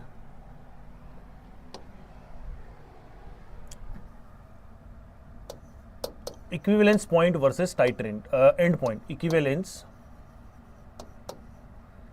point versus we have end point. We have one point called as equivalence point. We have another called as end point. So let's see. So guys, equivalence point is something at the rate equivalence point gram equivalent of analyte become equals to gram equivalent of titrant. But equivalence point can't be predicted. Can't be predicted. Why? Comes right before the end point. This point comes right before the end point. And gram equals R equal. Why we cannot predict where is the equivalence point? Why is it so? Because sir, there is no as a change in color or any observable parameter will be known to us. Any observation will not be seen over there. What we require is change in color somewhere, and that is something that happens at end point. That is something that happens at end point. So what happens at end point? Already all the analyte has been consumed. All the analyte has been consumed.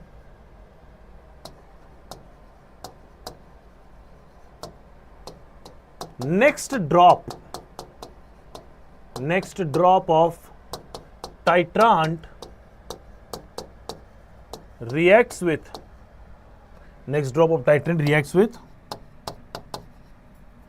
indicator. It reacts with what? Indicator.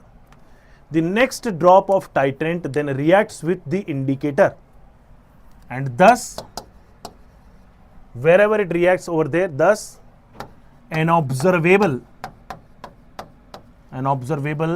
color change is seen. So basically end point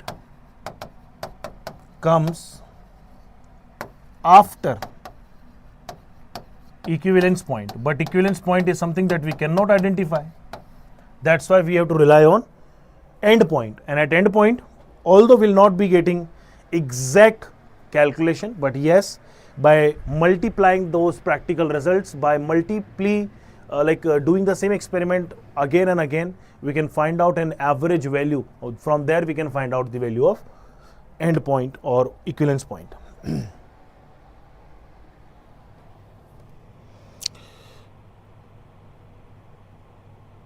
Sir, what can I do to complete redox fast in 2 hours? IIT JEE preparation. You first attend my previous lecture where in 2 hours only I have completed so many concepts of redox reaction even with balancing. Then once you are confident on that 2 hour session, come back over here and then try to attempt this. That's what you can do.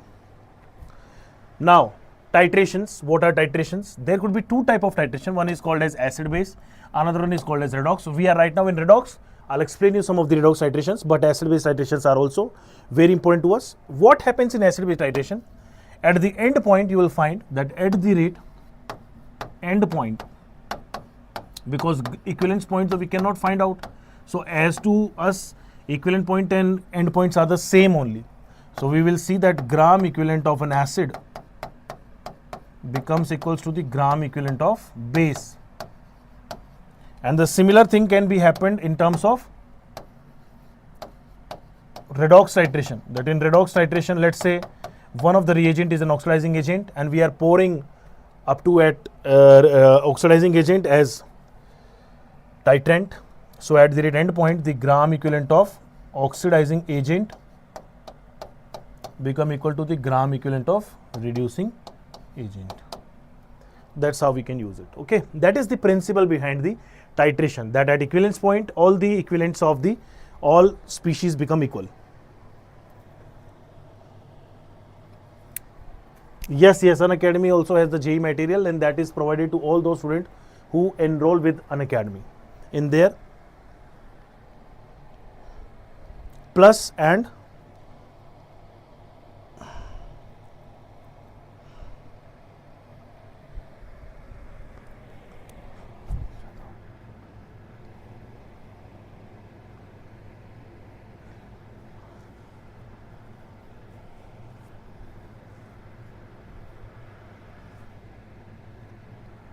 so those whoever purchase our plus plan and the plus courses, the paid courses, they all get the material with them. Now coming to the concept behind it, which we have already covered, that at the rate equivalence point, gram equivalent of titrant equals to gram equivalent of titrate, and M1 V1 n factor 1 equals to M2 V2 M2 factor 2. How indicator works, I have already shown you that before the equivalence point, whenever the equivalence point is not achieved, the titer and indicator are reacting to each other and a color 1 is observed. Right after complete titrate or complete titer is consumed, next drop react with the indicator and shows the color number 2. That color change helps us to find out the end point. Now there could be two type of indicator. One of them is called as self indicator, just like potassium permanganate. Another one is external indicator that we add. This is one of the example is K2Cr2O7, where we add external indicator. Okay, so there we have it. Self indicator example is permanganate ion. So in its solution form, it is purplish and pink color solution. So whenever we carry out FeC2O4 versus KMnO4 solution titration, then a colorless solution converts into pink color, and there we have to stop the titration.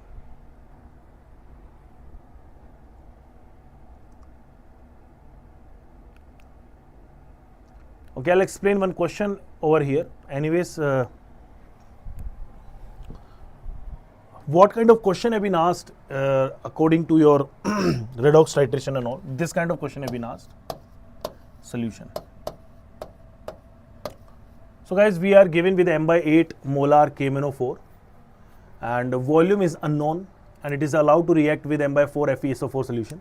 First of all, we must know the idea of the reaction, and this is the beauty of this chapter, that we do not require to balance the reaction. We can easily identify the reaction. So reaction is of iron sulfate.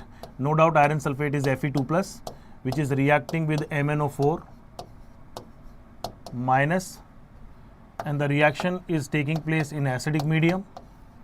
The reactant will produce Fe3+ as an oxidized product, and Mn goes to 2+, that you already know.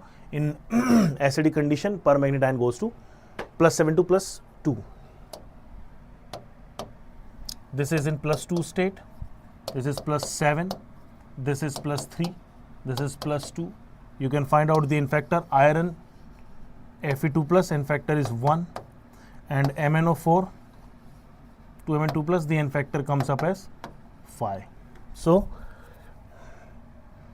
apply M1 V1 N factor 1 is equals to M2 V2 N factor 2. How much is M1?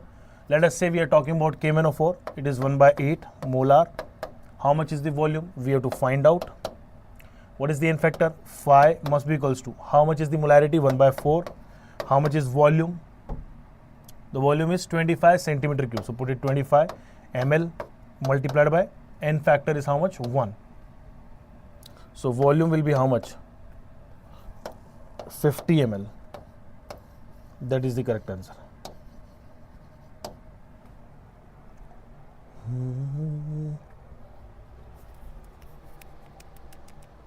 Is it clear to all of you?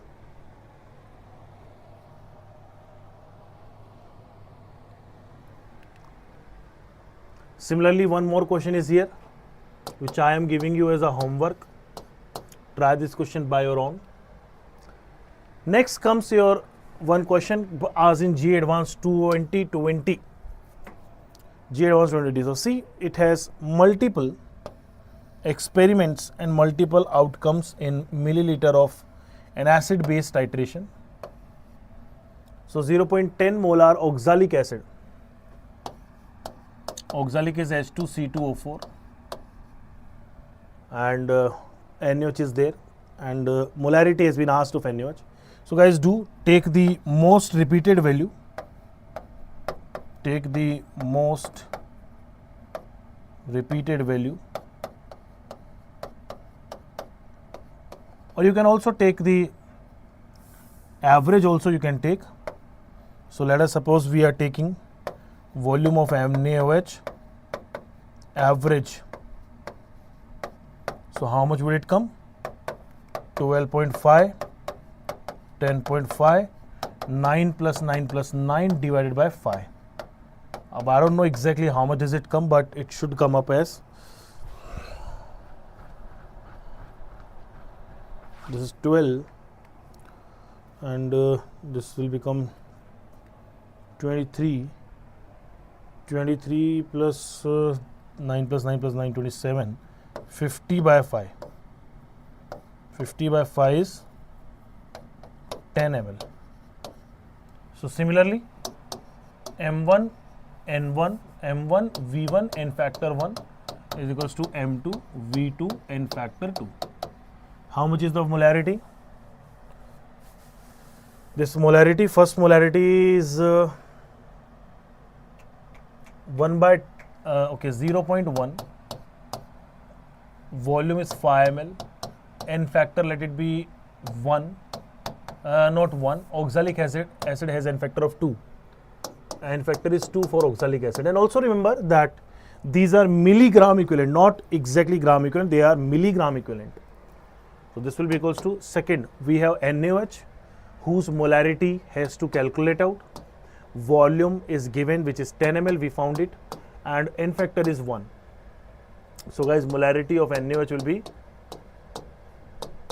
5 into 10, 1 by 10, 1 by 10 molar.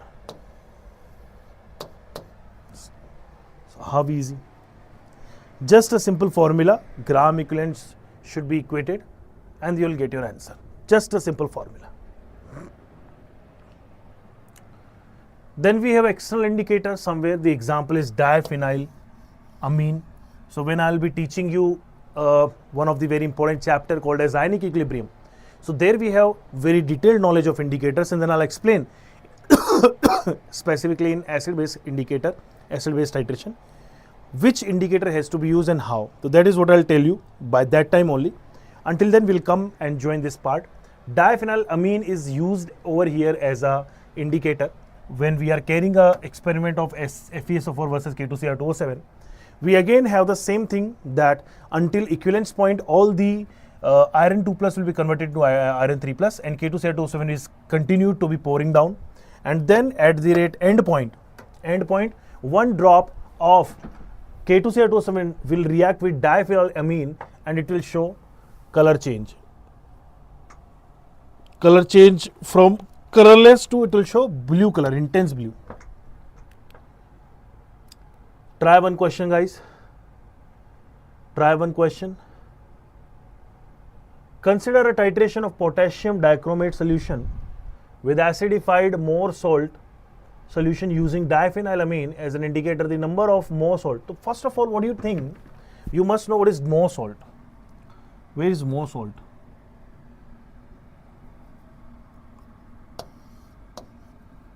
This is FeSO4 dot NH4 whole twice SO4 dot 6H2O. But again, we don't need the complete salt formula here, we don't even require it. We have a simple formula. Using that we can find out the number of moles of more salt required. The formula simply says that gram equivalent of iron 2 plus or the more salt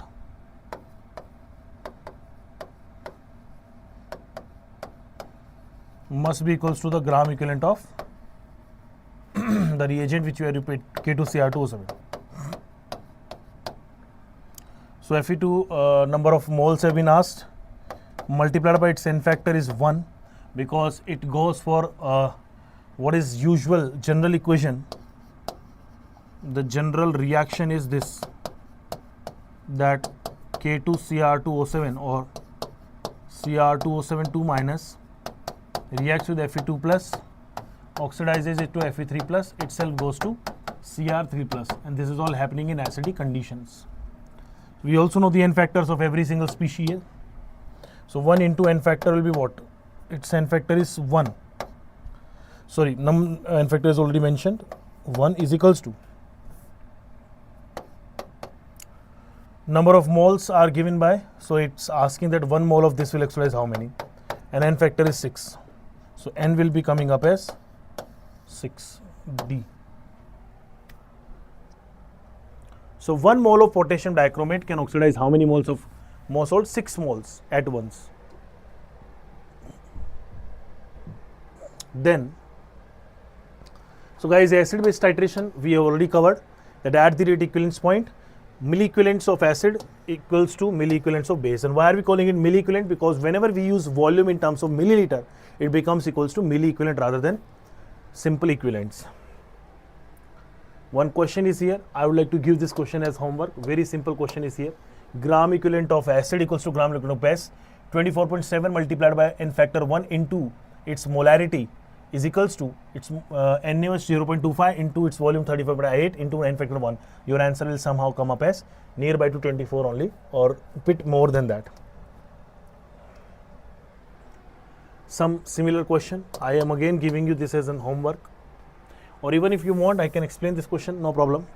But we have another session from where like in which I'll complete all the questions from JEE Main 2022 to JEE Main 2024, and all the questions which have appeared right now in redox reactions that will complete.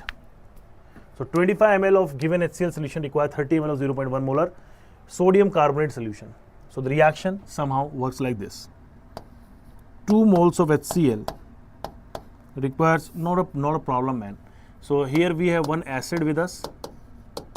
So acid 1 is HCl. We already know the n factor is 1. We have a base which can neutralize 2 moles of acid or 2 moles of H positive ion, which is your sodium carbonate.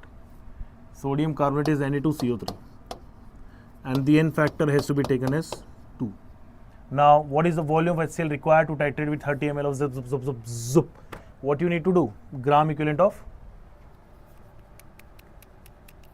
wait. So 25 ml of given HCl solution requires 30 ml of 0.1 molar carbonate solution.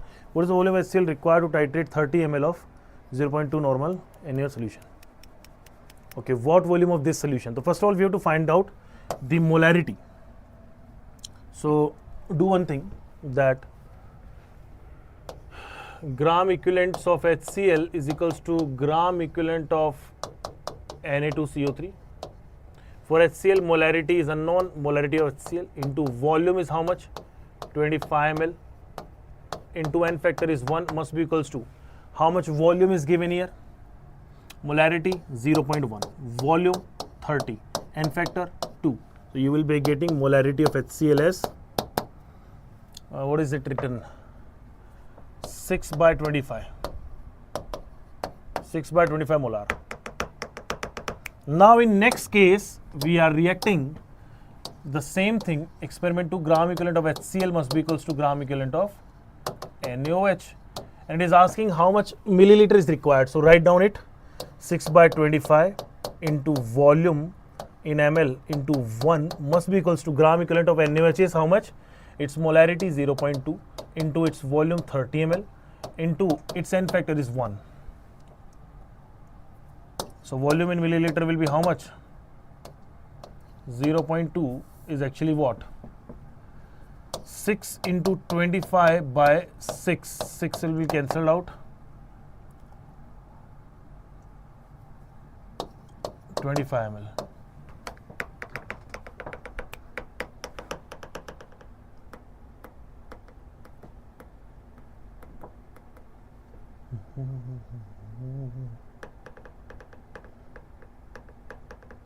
if what is the volume of HCl required to titrate 30 ml into 0.2 or 6 by 25, I know 25 ml is the correct answer. Then we have precipitation titrations also with us. So what happens in precipitation titration? Some precipitation reaction will occur. So just an example, let's say an example be NaCl is aqueous combining with silver nitrate, which is also an aqueous solution, and so silver or chlorine react together. First of all, sodium makes NaNO3, an aqueous solution, and then becomes AgCl as a precipitate solid which settles down. So guys, if you want to know how many milliequivalents of this, so we can say that gram equivalent of NaCl, where at the end point, whatever the reaction is going on, must be equals to a gram equivalent of silver nitrate, sodium nitrate,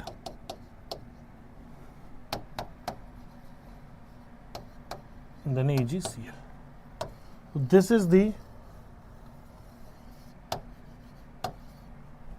gram equivalents of all of these species will be equal. Getting me?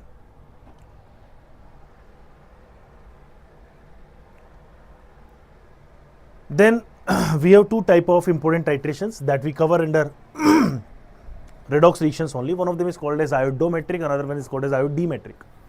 The only difference is of O and I. Rest is everything same. But majorly in iodometric titration, there we have to synthesize iodine using an oxidizing agent. So we do the calculation of oxidizing agent. And in iodimetric, iodine is already available, which is reacted against reducing agent.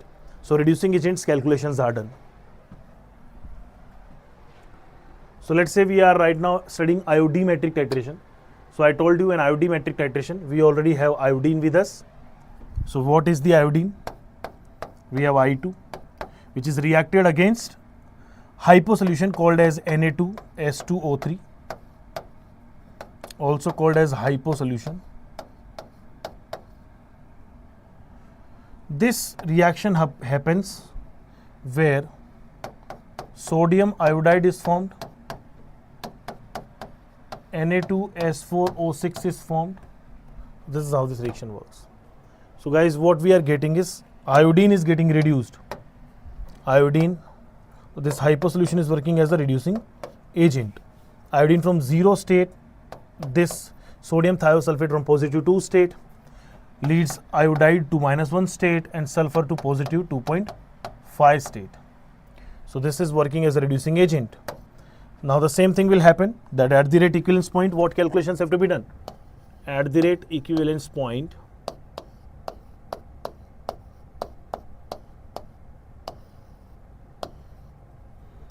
gram equivalent of iodine become equals to gram equivalent of hyposolution, and that's how you can solve it. Now you already know how to use the gram equivalent and the equations. That is the principle behind iodimetric. So what we are doing is iodimetric titration. Iodine is already available. Calculation of reducing agent is done. Calculation of reducing agent is done here. Next is iodometric titration. Iodometric titration, we do the calculation of oxidizing agent. How? Because here we are already given up with iodine. Sorry, iodine is actually prepared here. How? I'll show you. Ki potassium iodide, first reaction is this. First what we are doing is this. This is first that Ki with oxidizing agent produces I2. Then so produced I2 is treated with hyposolution and the same reaction will carried out. Here only thing that happens is iodine is prepared. So take an idea everybody. Now next is something which we already know. n factors and everything is already known to us. So let's try one question and then get clarity on this topic. This is a good question that we can try by our own. Read it out once and then I'll explain how we can do this question.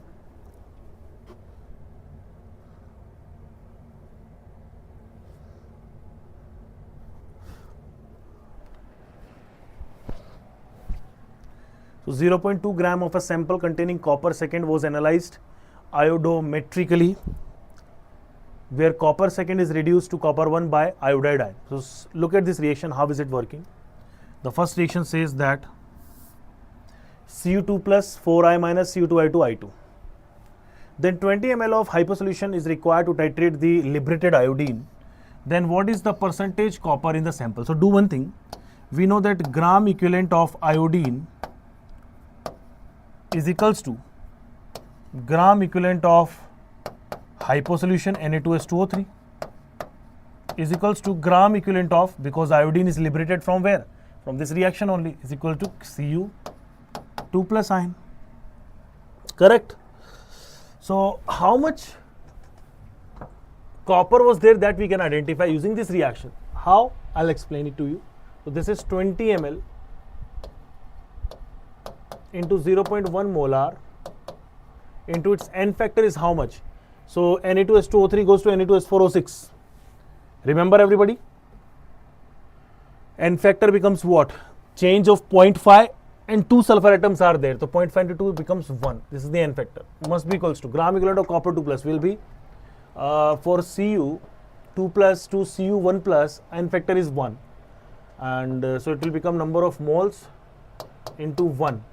So the number of moles comes up as how much? 0.2 into this. This is 2 millimoles. 2 millimoles. Copper is how much? 2 millimole. If 20 ml of this is solution required, then what will the sample liberated iodine? So guys, you can find out the mass. Mass of copper will be equals to 2 into 10 to the power minus 3 into molar mass of copper is 63.5. So it will be coming up as 127.0 into 10 to the power minus 3 gram, or you can say 0.127 gram. So percentage of copper is how much? 0.127 upon 0.2 initially into 100. Percentage Cu pure.